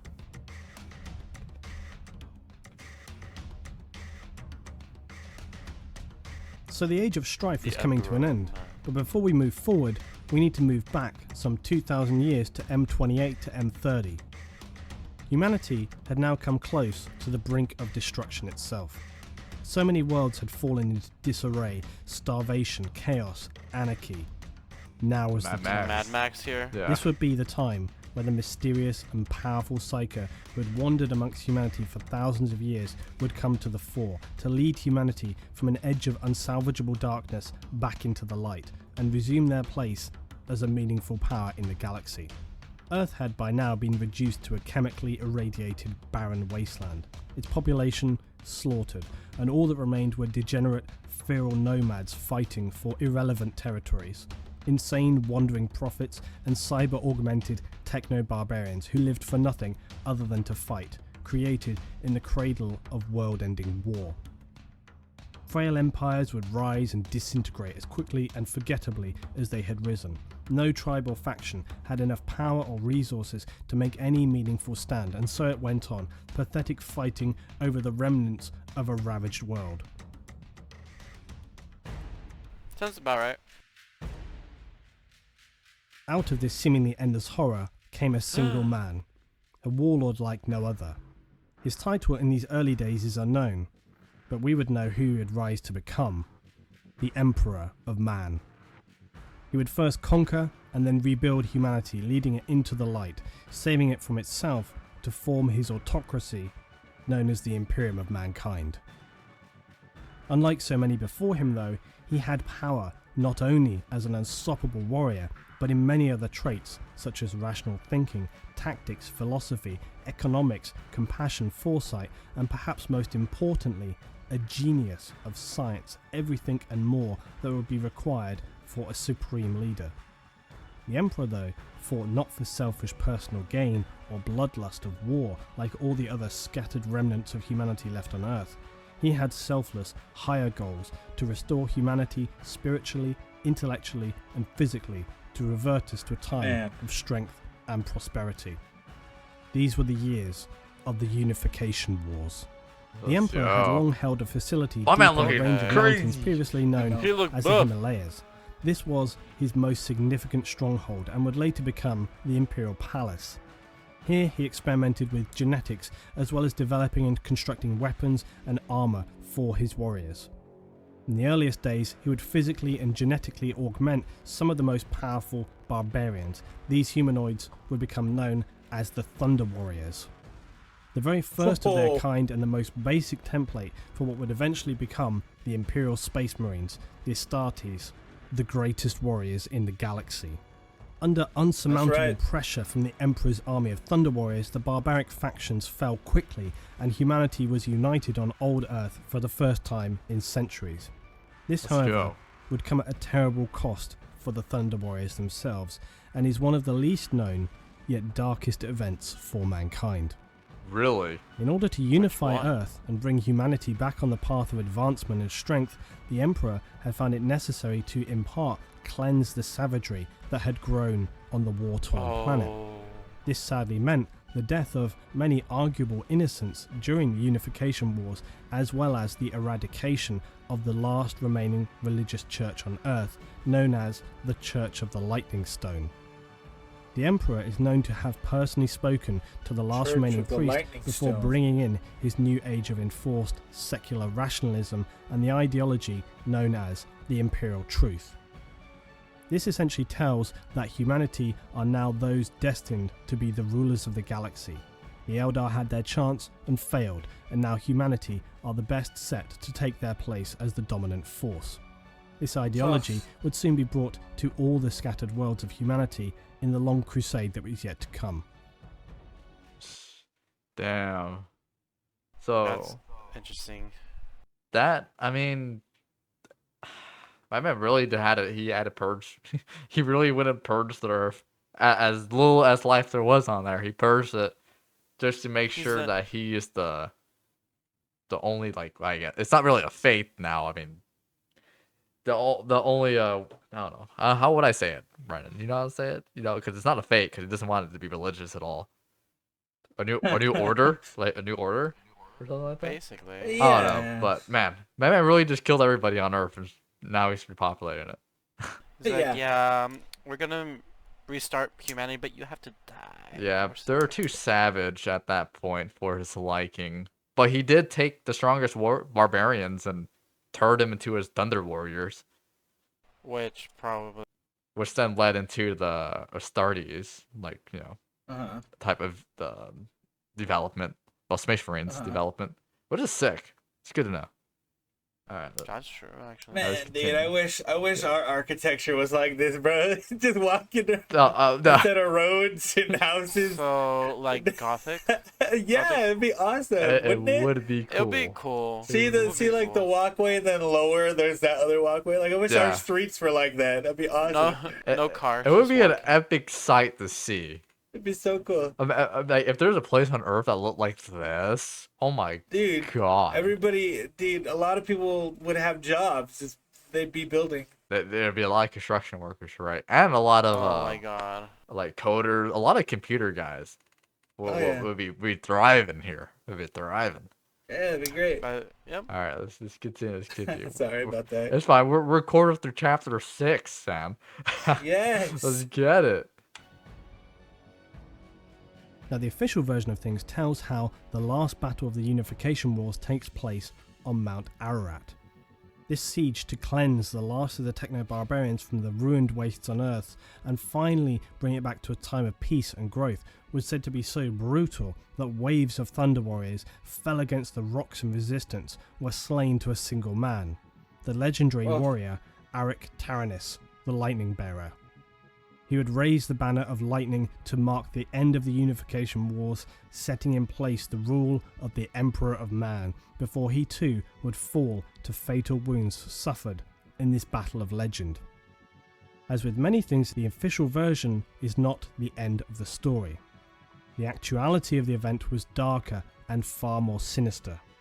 Dang. The Emperor knew that in order to restore peace, growth, and a sense of civilization to his new and expanding empire, he would require a more stable and balanced force than the Thunder Warriors, who were essentially just adept brutes recruited from the wasteland, albeit clad in the earliest Imperial armor. In a necessary betrayal, the Emperor realized that in order to safeguard what he had achieved, his army of barbaric fighters could not exist past this time. It is believed that he actually ordered the many Thunder Warriors who had survived the final battle to be slaughtered by his elite guard, and possibly even some of the early proto-Astartes, who were at this time far advanced beyond most of his standard force.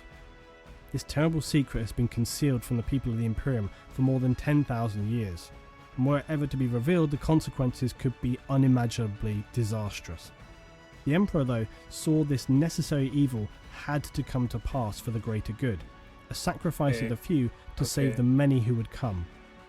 The Thunder Warriors were built for war, and war alone, and would not be able to adapt to a time of peace, and could even have turned a vital tool into a dangerous, unstable threat that could unbalance all that he had achieved. In order for the next stage of his plans, he also required that humanity rally behind him as the sole and most powerful force. The slaughter of the Thunder Warriors was not the last act of betrayal, though, by the Emperor. He would then take the necessary glory that he had near single-handedly reunified Terra.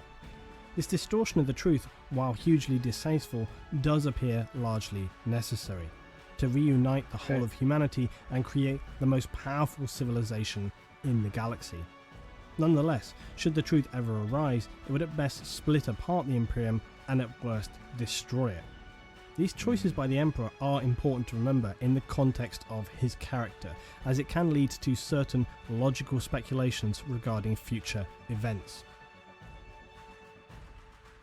Some Thunder Warriors, though, would find fate on their side and escape this mass killing and live on as homeless unknowns, seeking out a miserable existence at the bottom of society.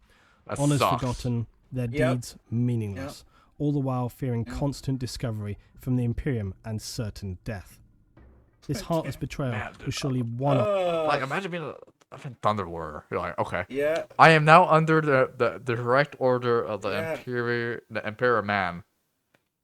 I'm now safe. And you did all this work. Yeah. To unify humanity. You did it all. You did it all. Yeah. And then it's like, well, you came from the barbarian time. Yeah. You died. Really.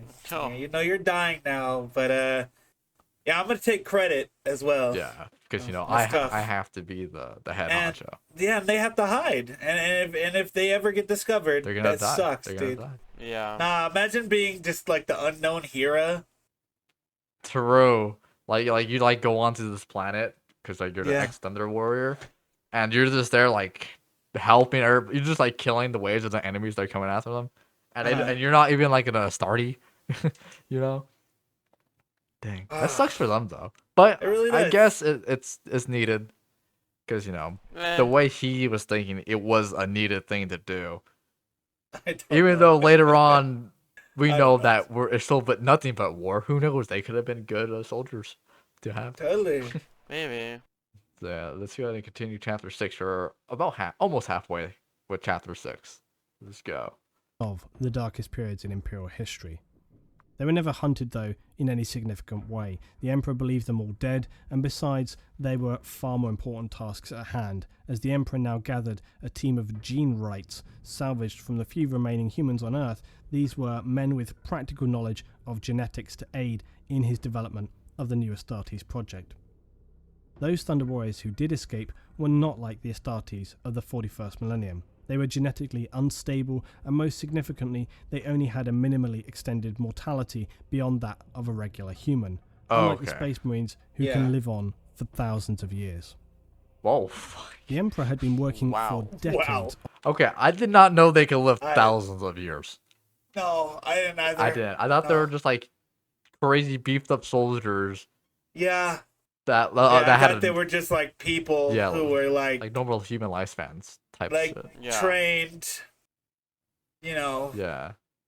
See, like what makes them be able to live for thousands of years, though, right? Because like, I don't know. I don't know. Because I thought the 14 like like his sons that he created, like the horse guy and the other all the other ones. I thought his children that he created handcrafted were the only like semi-immortal beings that could live forever. Right.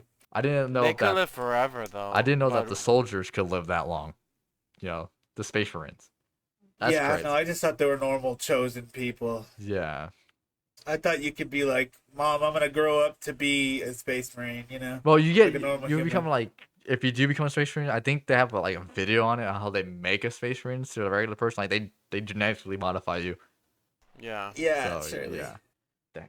Okay, we gotta learn more about that too. We gotta learn more about everything. I want to learn about the Primarchs and stuff. Yeah, Primarchs and all that. So let's finish chapter 6. On his Astartes project, deep within his mountain facility. Here he would create the vital foundations that would springboard humanity into a new age. His experiments would create the 20 Space Marine legions known as the Legiones Astartes, as well as 20 Primarchs to lead each legion. These 20 supreme leaders of the soon-to-come Space Marine legions were crafted by the Emperor using samples of his own arcane genetic code as the base.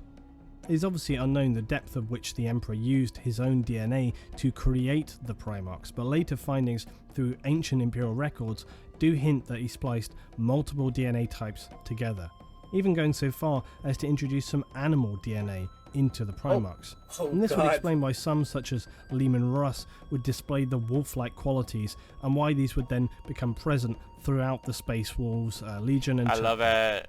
It's difficult to speculate on the Emperor's true goals here, and even if he was successful in the mixing of DNA in this way, it seems highly experimental, and perhaps he himself was not sure of the final result.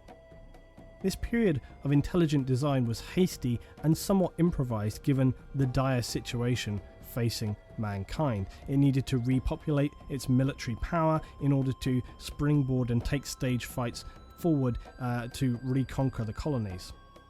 Another point of speculation is how closely the Primarchs were imbued with spiritual elements and others such as unnaturally skillful charisma and so on. Still though, in creating the Primarchs and even taking small elements of the Emperor's DNA, it imbued them with these demi-godlike characteristics. It also explains why at this time the barely known forces of chaos would seek out and scatter the developing Primarchs before the Emperor's plans could grow into fruition.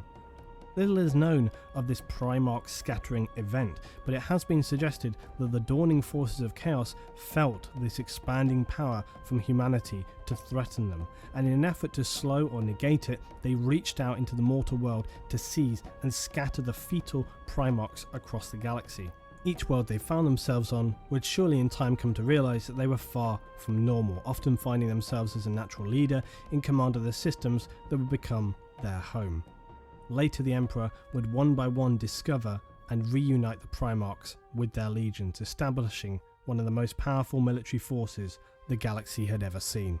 The Thunder Warriors, though, were undoubtedly the early prototypes for the Astartes project, which subsequently makes their untimely end all the more tragic, as their sacrifice was so great, yet the memory of them was totally obliterated. Yes, sucks.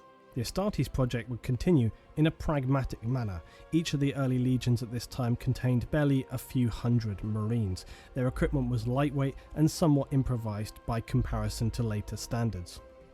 They trained their minds and bodies to be the will, might, and rule of the Emperor. Time would pass and their numbers grew. Each legion was divided not only for organizational reasons but also for practical reasons. Because of their adapted genetics that were drawn from the Primarchs, some carried traits and psychological behaviours which would not have been found comfortable comparison with their sibling legions. This segregation also allowed them to focus their bonds to their brothers in their own legion, creating a near unbreakable kinship between Astartes. If the newly created Astartes would be the Emperor's scalpel, his gleaming pinnacle of human achievement, then the Thunder Warriors were certainly a mace used to bludgeon the remnants of humanity back into submission. The Thunder Warriors were genetically stronger though, tougher, and could even be stronger in battle than the newly created Astartes, which is something people often forget. They were a rough, brutal instrument, but ultimately a temporary solution to a violent problem. The Space Marines would serve not only as a weapon, but as beacons to mankind, a glimmer of what humanity could hope to be. The dark times to come, however, would show that this was a misplaced belief, that while the Space Marines were created to represent the pinnacle of human development, they ultimately proved as susceptible to the basic flaws of mankind as any other mortal. The Emperor's campaign on Earth would now come to a close. He began establishing the fundamental elements of a civilized, modernized society in government administration, economy, and infrastructure. An important figure in this process was a man known as Malcador, the Sigillite. He had a vast knowledge of such matters and carried himself with the bearing of a priest. He was appointed to run the courts and palaces of the new empire, the right-hand man of the emperor. Earth would turn from a place of desolation and horror to one of active production, rebuilding, and planning. Some might call it coincidentally convenient, but at this time a vast shockwave would travel through the galaxy, the birth of Slaanesh. Humanity would have no idea of the significance of this, only that it cleared the storms from the warp that had isolated and ruined humanity's gloriously technologically advanced empire. Again though, we could speculate that the Emperor had foreseen these events and the necessity of preparing Earth for this time. On Mars, the humans of the cult Mechanicus, that is those who worship machines, would become aware of this unification on Earth, as information through distant communication and physical observations. They viewed this new emperor as a man in alignment with their own agenda. Mars, during the Dark Age of technology, had been a planet with a single purpose, a powerhouse of production for this age, consolidating ships and weapons, including the vast Titans, hundreds of feet tall, gigantic bipedal war machines whose very presence could end conflicts before they began. Since the end of this age, cults had risen across the Mars, and the most prevalent of these was the Mechanicus, whose ideology included the veneration and acquisition of these ancient but highly advanced technologies from the period known as the Dark Age of technology. During the period of isolation known as the Age of Strife, Mars had undergone a similar societal collapse comparable to that of Earth. With all trade cut off, they had insufficient water and food to supply the populace. A civil war would follow, as well as the collapse of some planetary infrastructures that shielded their little remaining hydroponics and food production systems. This would lead to a further collapse of the already fragile supporting systems. The Techs, an established Mechanicum, decided the best way to survive this apocalypse would be to retreat into underground bunkers which had been mined out, creating vast cities below the surface.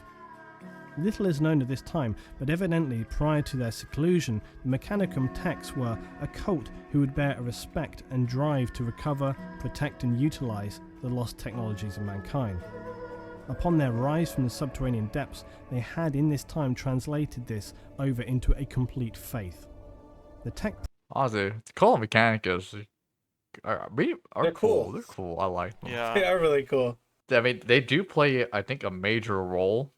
I think now, because I think they still provide them with like their weaponry and yeah, and all that. From like past videos, I think that's what they said. Like they help make the weaponry and armor for Yeah.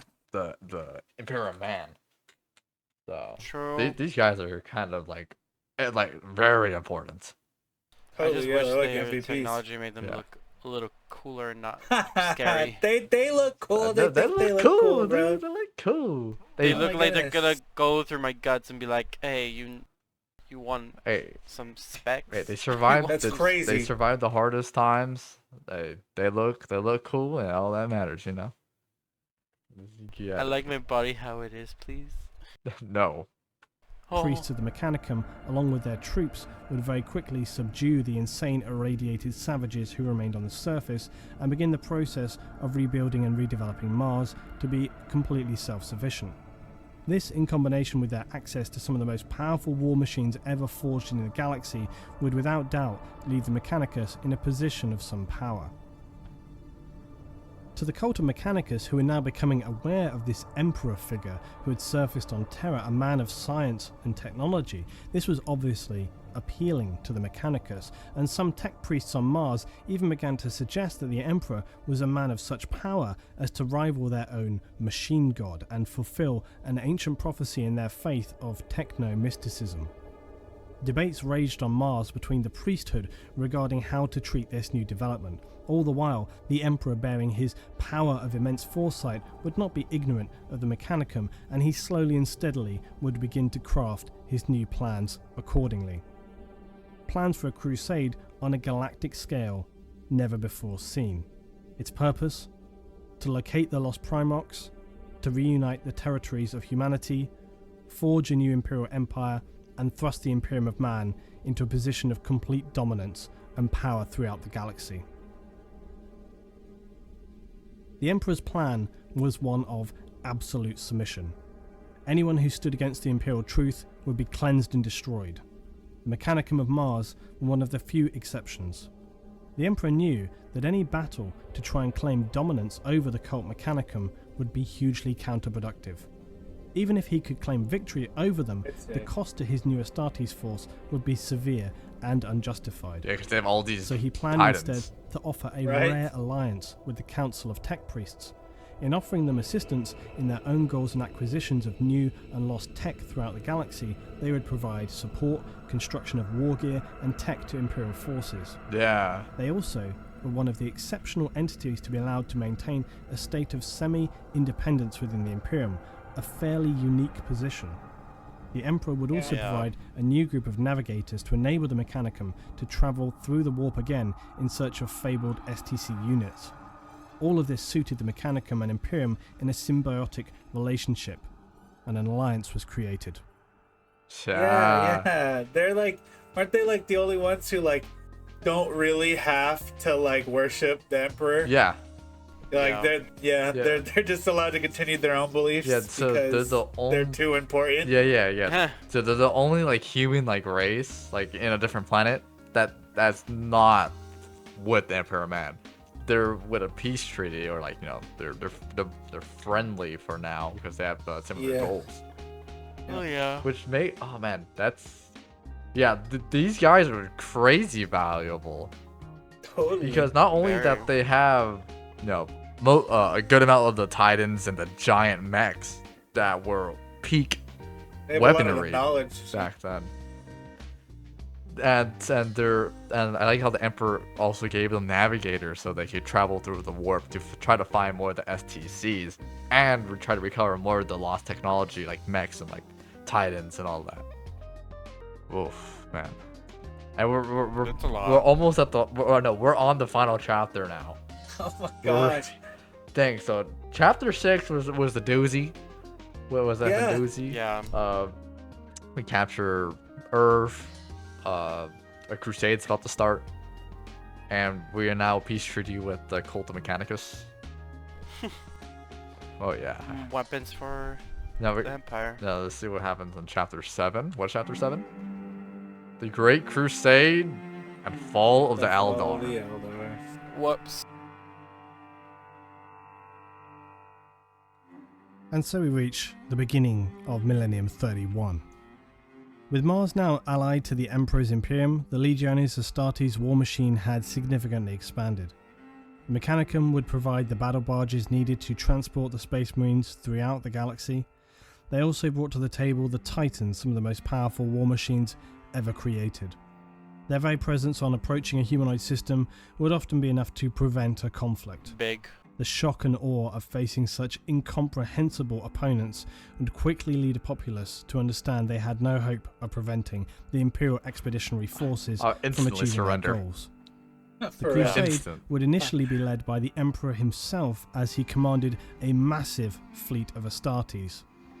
As the Crusade gathered pace and the Primarchs were recovered, these expeditionary fleets would number in the thousands. Before we talk about the Crusade itself though, which I have tried to condense as much as possible, I want to first talk briefly on the Astartes or Space Marines. Okay.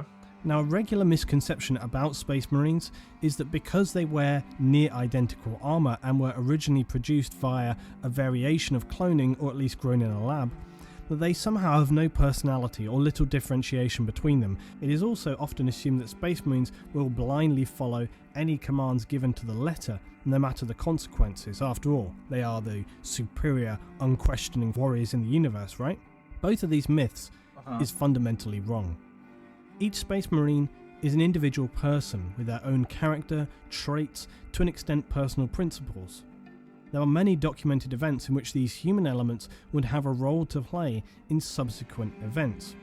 Space Marines, although superhuman, are still human, and as such the Emperor deemed it necessary to have a senior position with whom Astartes could use as a point of reference to discuss matters of morality, to understand their purpose, their mission, and sometimes to give guidance beyond purely military matters during the Crusade and the expeditionary forces. Enter the Iterators. Imperial Iterators were the most persuasive of public speakers. They are masters of manipulating a crowd's opinion, and Iterators would counsel also Marines as they voyaged through the galaxy. But their role went beyond this and was critical at the inception of the Great Crusade. They were placed among the expeditionary forces to aid in reuniting humanity and turning lost human civilizations to the Imperial cause. The Emperor appointed them to spread the Imperial truth. Truths such as the rejection of religious faith to enforce secular rule, and unnecessary wasteful squabbling over power and resources. These were all seen as significantly counterproductive and opposite to the objectives of the Imperium. The first Primarch to be reunited with the Imperial fleet was Horus of the Lunar Wolves. He greatly admired the Iterators' work, so much so that he asked them to also tutor his captains and legionnaires. Horus believed that once the Crusade was completed, there would be an end to the war, and that the Astartes would first need to find a peacetime vocation. The most famous Iterator during the Great Crusade was Primary Iterator Kyril Sindaman, who served aboard Horus's flagship. Iterators are seen as the precursors to Imperial Guard commissars and Astartes chaplains. The Iterators and then later the chaplains are an example of the more human services required by Space Marines. Documented records have shown that they have been regularly known to question ethics, purpose, and even their own morality, despite an Astartes essentially being immortal. They are destined to die in battle, as that is their true purpose.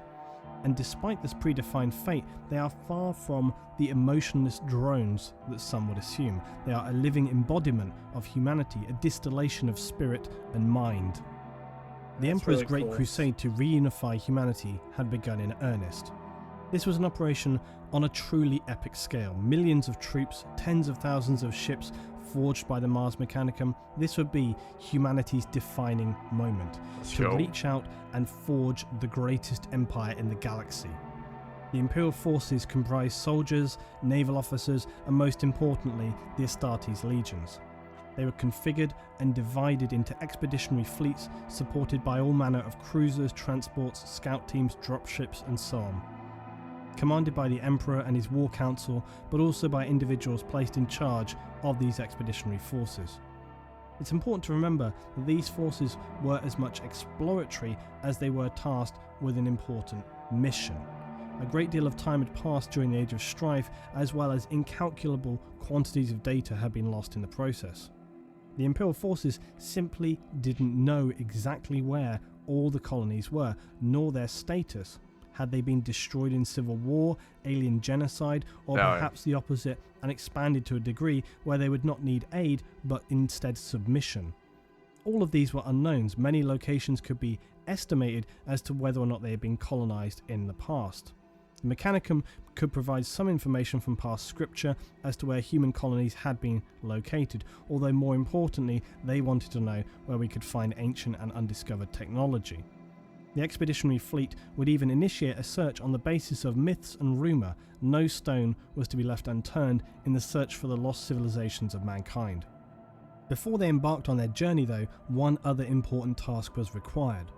Although the warp storms had subsided, allowing travel once again across great distances, the navigator class from the past that would guide ships through the warp. This system though was far from perfect, and the Emperor had a greater plan.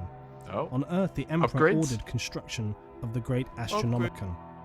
Tech priests from Mars were drafted in to aid in this project, and its purpose would be to enable the Emperor to guide, oversee, and command his vast fleet, all from Terra. Oh, this is the beginning of the chair. A system for him to focus, amplify, and broadcast psychic signals and energy. It would stand as an unchanging marker, a lighthouse for the navigators, a point of reference around which they could plan all their travels. This certainly was an important factor in the success of the crusade, as it enabled the navigators to travel through the warp in great leaps and faster than they ever had done before. In addition to this, the Emperor would also create the astropaths.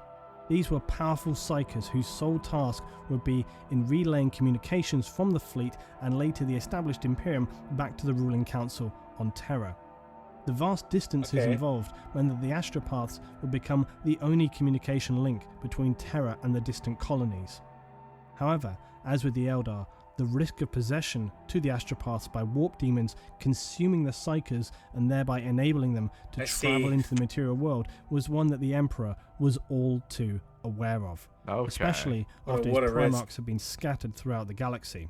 To this end, the astropaths would undergo an extreme and harsh process of toughening against the threat of warp entities.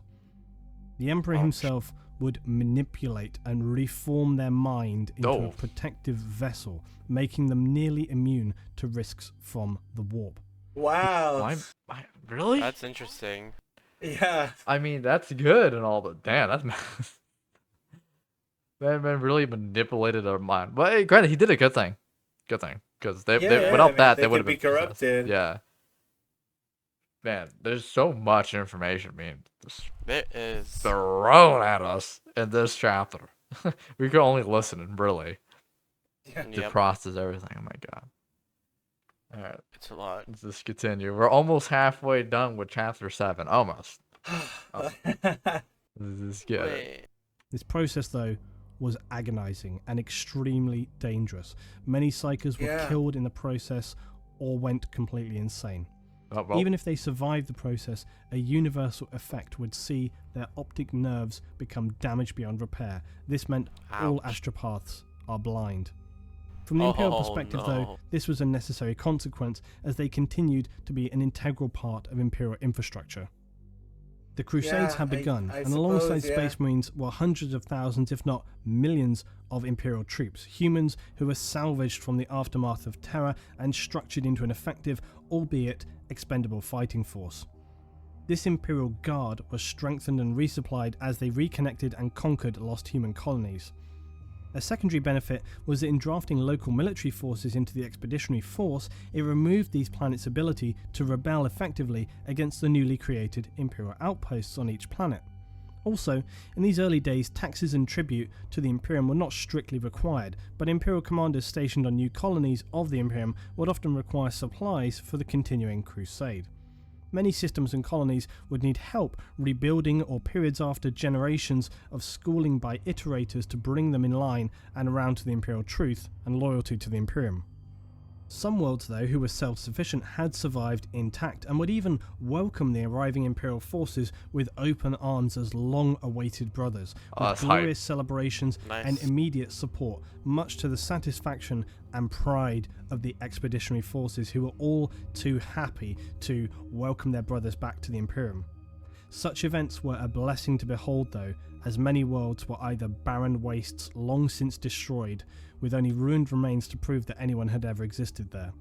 Or they were found to be locked in brutally tyrannical dictatorships and required sometimes days, often weeks of orbital and ground assault to subdue and conquer these false dictators. Oh yeah, dude, that must have been such a blessing for them. To be like, Yeah. this planet is not barbaric, and they're just willing just to like, please help us. You know, Basically. instead of stupid having to do this whole like 1 month war, losing man and resources for no reason. Yeah. Oh man, that'd be so hype. Just seeing like your otherworldly humans just come in. It's like, hey guys, we got everything back up and running. Yeah. Come, Yeah. join us. Man, I feel that's so good. F the barbarians. True. Sad. Oh god. That's yeah. We're halfway now. Let's go. Religious doctrine and faith were especially highlighted to be crushed on all worlds. The Emperor would never allow these practices to infringe or threaten the Imperium, as he was partly responsible and had even seen the effects these caused on humanity millennia ago in the first age of mankind. The Emperor also made an important choice that upon arrival to new worlds, any psychers discovered were told to expect transport back to Terra, courtesy of secretive black ships. Here, they would be tested on their journey back to Earth to their limit.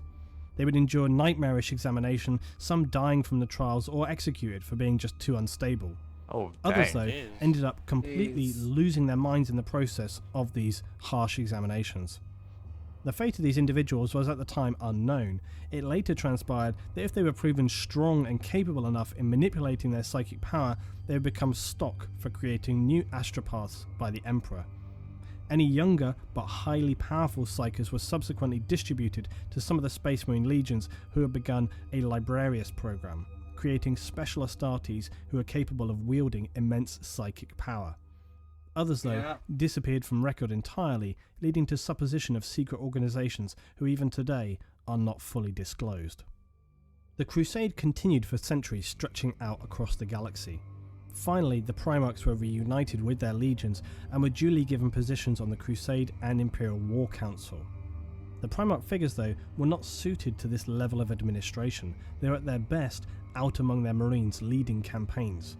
So it fell to the administrators of Man to run the day-to-day Crusade infrastructure. One important figure arises again, that of Malcador the Sigillite. He would Malcador become the Sigillite. a keystone in the execution of the Crusade and one of the most loyal and valuable members of the Imperial Council. The power of the Imperium had now reached its peak. There seemed to be little, if anything, that could threaten, damage or destabilize the glory and power of the now reunited Imperium of Man. The Crusade had in fact been so successful that after a chain of impressive victories, the Emperor decided he could fully return to Terra to continue managing his plans there and working on new secret projects. His Primarchs were surely more than capable of finishing the now simple task of scouting Surely and nothing's gonna securing go any wrong. fringe colonies and bringing the Crusade Right. to a successful conclusion. After a specifically great victory on Ulanor, the Emperor selected the first Primarch and commander of the Lunar Wolves, known as Horus Lupercal, and bestowed upon him the title of War Master. This title established him as a leader of the Imperial military forces in lieu of the Emperor, and all other Primarchs and Imperial forces would follow the War Master's commands as if they were the Emperor's. Not all the other Primarchs seemed to be entirely comfortable, not only with this decision, but also with the Emperor's choice to leave them and return to Terra. Considering their strength of character, this seems somewhat surprising, but if anything it shows that their bond they shared with the Emperor was perhaps not rock solid, and some of them felt bewildered he should choose to leave them on the fringes of the galaxy when overall victory seems so near and so secure. Horus, whilst being a supreme master of military matters, was also less well known for being exceptionally tactful and charismatic. He would take time to speak to each of his brother Primarchs in turn. Understanding them as he did, he would employ his various skills of perception and charisma to appeal to their individual natures and reassure them that although the Emperor had granted him this glorious honour, it was the Brotherhood together who would achieve the ultimate victory. This helped quell some of the disquiet. But it was not only the Primarchs who felt bemused that the Emperor had abandoned them, and in time, this in combination with other unfortunate events would lead to the darkest of catastrophes. In fact, there have been many examples throughout human history where withholding information would lead to disaster, and this period for humanity would be no exception. The Emperor's decision to not make his Space Marines aware of the dark forces of chaos for their own benefit. In fact, even to this day, the vast majority of the Imperial citizenship lives blissfully unaware of the darkness that lies in the Interium. The Emperor's precise reasons for this are not crystal clear. Perhaps he felt that humans were too easily persuaded or tempted by the promises of quick, easy power. But whatever the reason, the consequences for the Primarchs and Space Marines to not be able to see this danger, as well as the Imperium, would be disastrous. Yeah, at least like tell your Primarchs at least, you know. Yeah. Because they hold the most influence after you. This is true. But who knows? Emperor Man been alive for I don't know how many years now, so he could be seeing things that we don't even know about, you know. But it's still kind of messed up. They should really tell, especially if he's leaving their side. Yeah. Unless he thought that the threat wasn't gonna happen anytime soon. So I don't know. We're almost done with the video. Oh my god. Oh my god. Yep. All right, let's just finish it. Then we'll talk. The Astartes legions had encountered vague clues and shrouded warnings on some lost human worlds they encountered. Whispers in the wind, apparent possession of marines. Horus and his Lunar Wolves discovered direct evidence of some dark force when they encountered a lost but highly advanced human colony known as the Interrex in the later stages of the Expeditionary Crusade. As the fleet travelled to the Interrex homeworld, they engaged in extended peaceful negotiations. Again, this was an example of the Space Marines and notably Horus not giving preference to immediate combat, but in choosing a peaceful option if this was viable to them. It was always preferable. Yeah, which is cool. Their mission of Imperial Truth was without question. It was the only resolution that would ever be acceptable to the fleet, though. Now, during this encounter, Garviel Loken, who was the Lunar Wolves' 10th captain and a member of the Mournival, the Mournival was a close and under Imperial rule illegal clique of brothers, but one which Horus had allowed to exist so as to help advise him on matters of importance. Loken was among the War Master's party when they attended a reception with these Interrex during negotiations. He was drawn into a casual conversation with one of the Interrex guard, who admitted that the Interrex had learned to tread carefully with any newcomers to their people because they feared the taint of chaos with a K on these newcomers. It becomes apparent that the Interrex colony had made dealings with the Xenos race, the Eldar, during the Age of Strife, and the Interrex explain how it is their understanding from what they could discern from the Eldar that chaos is a threat like no other. That it would not appear brutal or blunt at first, but subtly. They feared chaos deceptively approaching their space, posing as a friend, seeking to bleed its way into their confidences, and then destroy them mercilessly from the inside out. Loken was shaken at these unknown revelations, and the War Master Horus would later assure him that there is no fundamental evil in the galaxy, and that is the end of the matter. But the seeds of suspicion are planted. Loken cannot shake this feeling that something, somewhere, is wrong. But before he'd have any opportunity to follow up and explore these doubts, a break-in occurs in one of the Interrex's most sacred museums, and a highly advanced blade known as an anatheme is stolen. At this time, despite Horus's pleas for restraint, negotiations would now collapse, and the Lunar Wolves and the advanced Interrex would fall into all-out conflict. The Space Marines of Horus are ultimately victorious over the Interrex, but it's a victory Horus takes no pleasure in, as it's born out of misunderstanding and was a tragic, unnecessary conflict. Yeah. These events, though, would become just a singular fragment in a deteriorating pattern of troubles that would haunt and gesticulate within Horus, as well as his unease then irradiating out into his brother Primarchs, the Mournival, his and other legions. Unbeknownst to Horus, a sequence of events had been now initiated, and their cascade could not be prevented. So why are these events so important? Well, for one, it gives more insight into the fact that at the time it seems barely any Space Marines at any level of rank had any knowledge of chaos. And if they did, it was only the vaguest of suspicions, the kind that could easily be brushed off by speaking to, say, some iterators. They had no idea about the true nature or capabilities of the malevolent force known as Chaos. By comparison, the Emperor understood all too well the dark forces that had very recently annihilated the Eldar and consumed so many human colonies throughout the Age of Strife. It seems strange that he would choose not to gift his Astartes, and more importantly his Primarchs, with this information Yeah, that's so all I that was they saying. could best protect against its darkness. But perhaps he feared that knowledge of the warp entities would do more harm than good, instead choosing ignorance as the best policy. However, a combination of time, doubt, rejection, jealousy, and greed brewing in corners of the Astartes legions would prove this to be an unwise decision.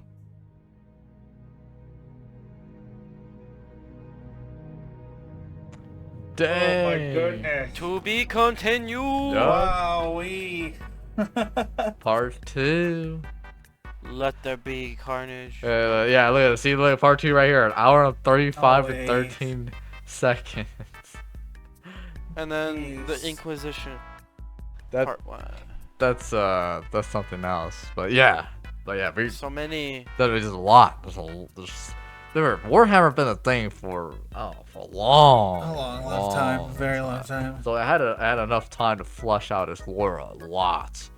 Sub Yep. stories, different stories, planet stories, individual stories, all that. Man, this was such a good video. It was a good video. I'm Yeah, so glad it was- we was able to make enough We finally time. got to it. Yeah. Yeah. 'Cause- Yeah. Oh god, there's another part. Yeah, like I said, it's 2 parts. The next one's longer. Yeah. This one's longer by like 15 minutes around there. Oh, Yeah, man. I mean, I must say, like the Emperor, man. He- He is so crazy. He's so prevalent in the story. A lot of this is like, oh my I god, mean, it all is just tied to him. it really is. Most- Yeah. It really, pretty much all is all this. I mean, humanity is really, thanks to him, a lot of this. Jeez, I mean, he's cool. I mean, I like him. I like him too. Honestly. Yeah, of course. Who wouldn't? It's really hard to he's alright. it's okay. Alright. It's really hard to say if he's good or evil. He Or, I sounds mean- like his intentions are good, but A lot of majority of his intentions are good. Also, sometimes, like, I want to say, like, he's a little arrogant. mm, Yeah, Yeah. I mean, really. I mean, also, hey, I mean, but, you know, he's doing his best, He so. really is. I mean, if you live And he that does- long, Yeah. you see all the bad sides of like humanity. Yeah, I mean, he has to make a lot of unfortunate decisions that he doesn't want to make. He has to make a lot of sacrifice for what is good, Yeah. for what he believes is good. So I mean, it's all for humanity. So Yeah, pretty in much. the end, it's all really yeah, so, good, intentionally good. yeah. So he just makes all the decisions based off past experience of what humans have done. Yeah. So maybe that's why he decided not to tell, his Space Marine allegiance, right? Because, something in the past that happened. Maybe he knew about the Eldar, right? Maybe. And then he was like, Maybe. "Oh, well, maybe they shouldn't know about it." You know? For real, yeah. But, and he thought he was doing what was right because of past experience. So you can't really blame him on that part. No, you can't. You Good. can't. I mean, that's yeah. Man, you have to make a choice. I mean, in the end, it might be favorable to some, and it will not be favorable to others. So I mean, whatever you chose, yeah. I mean, it was Deal with it was it. his best decision. one perspective, it was gonna. One of the perspectives, it was gonna be a bad decision. Yeah. So No matter Regardless. what he chooses, there's probably be a really bad consequence to happen. Uh-huh. We just Yeah. didn't experience that story, that side. So Yeah. like, what if they did tell the Space Marines and then they would counter it, but then more of them got corrupted faster? Who knows? Right. What if the Thunder Warriors were lived, right? Yeah, Thunder Warriors lived, but they did say they had a unstable gene code and they're gonna die. Yeah, that's what eventually. I'm saying, right? What if they did leave and then something bigger Yeah, something came from that. had evolved from that? Yeah. So, like I said, every decision has a very bad consequence, but we won't know that consequence because it didn't happen. Yeah. So, Yeah. All in all, dude, like I said, this hour and 30 minutes was so. This is like an info dump on us. Wow. Holy. Rain. Yeah. I loved it. I loved it. Every single part of the way. Kept me interested. Warhammer lore, 10 out of 10. Always. I love it. Always 10 out of 10, dude. I know.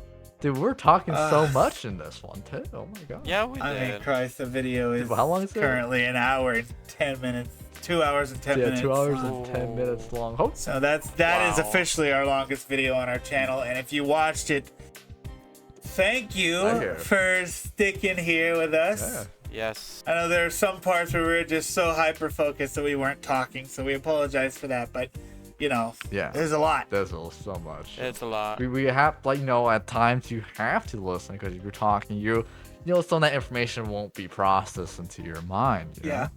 But other times we have to talk about a minor detail to keep it in our mind at the same time. So like Brandon said, thank you guys for watching. Hey, much love you guys make it this far. You know, thank you very much.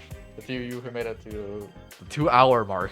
Oh my god. So all in all, 10 out of 10 video. We got most of our thoughts out throughout the video, so it's not really gonna be much talking at the very end as a final thoughts. But saying we're definitely gonna do Emperor Man 2 eventually. Oh yeah. Maybe soon, maybe later. We have to make more time. But yeah, definitely get there. So any final thoughts before we close it up, guys?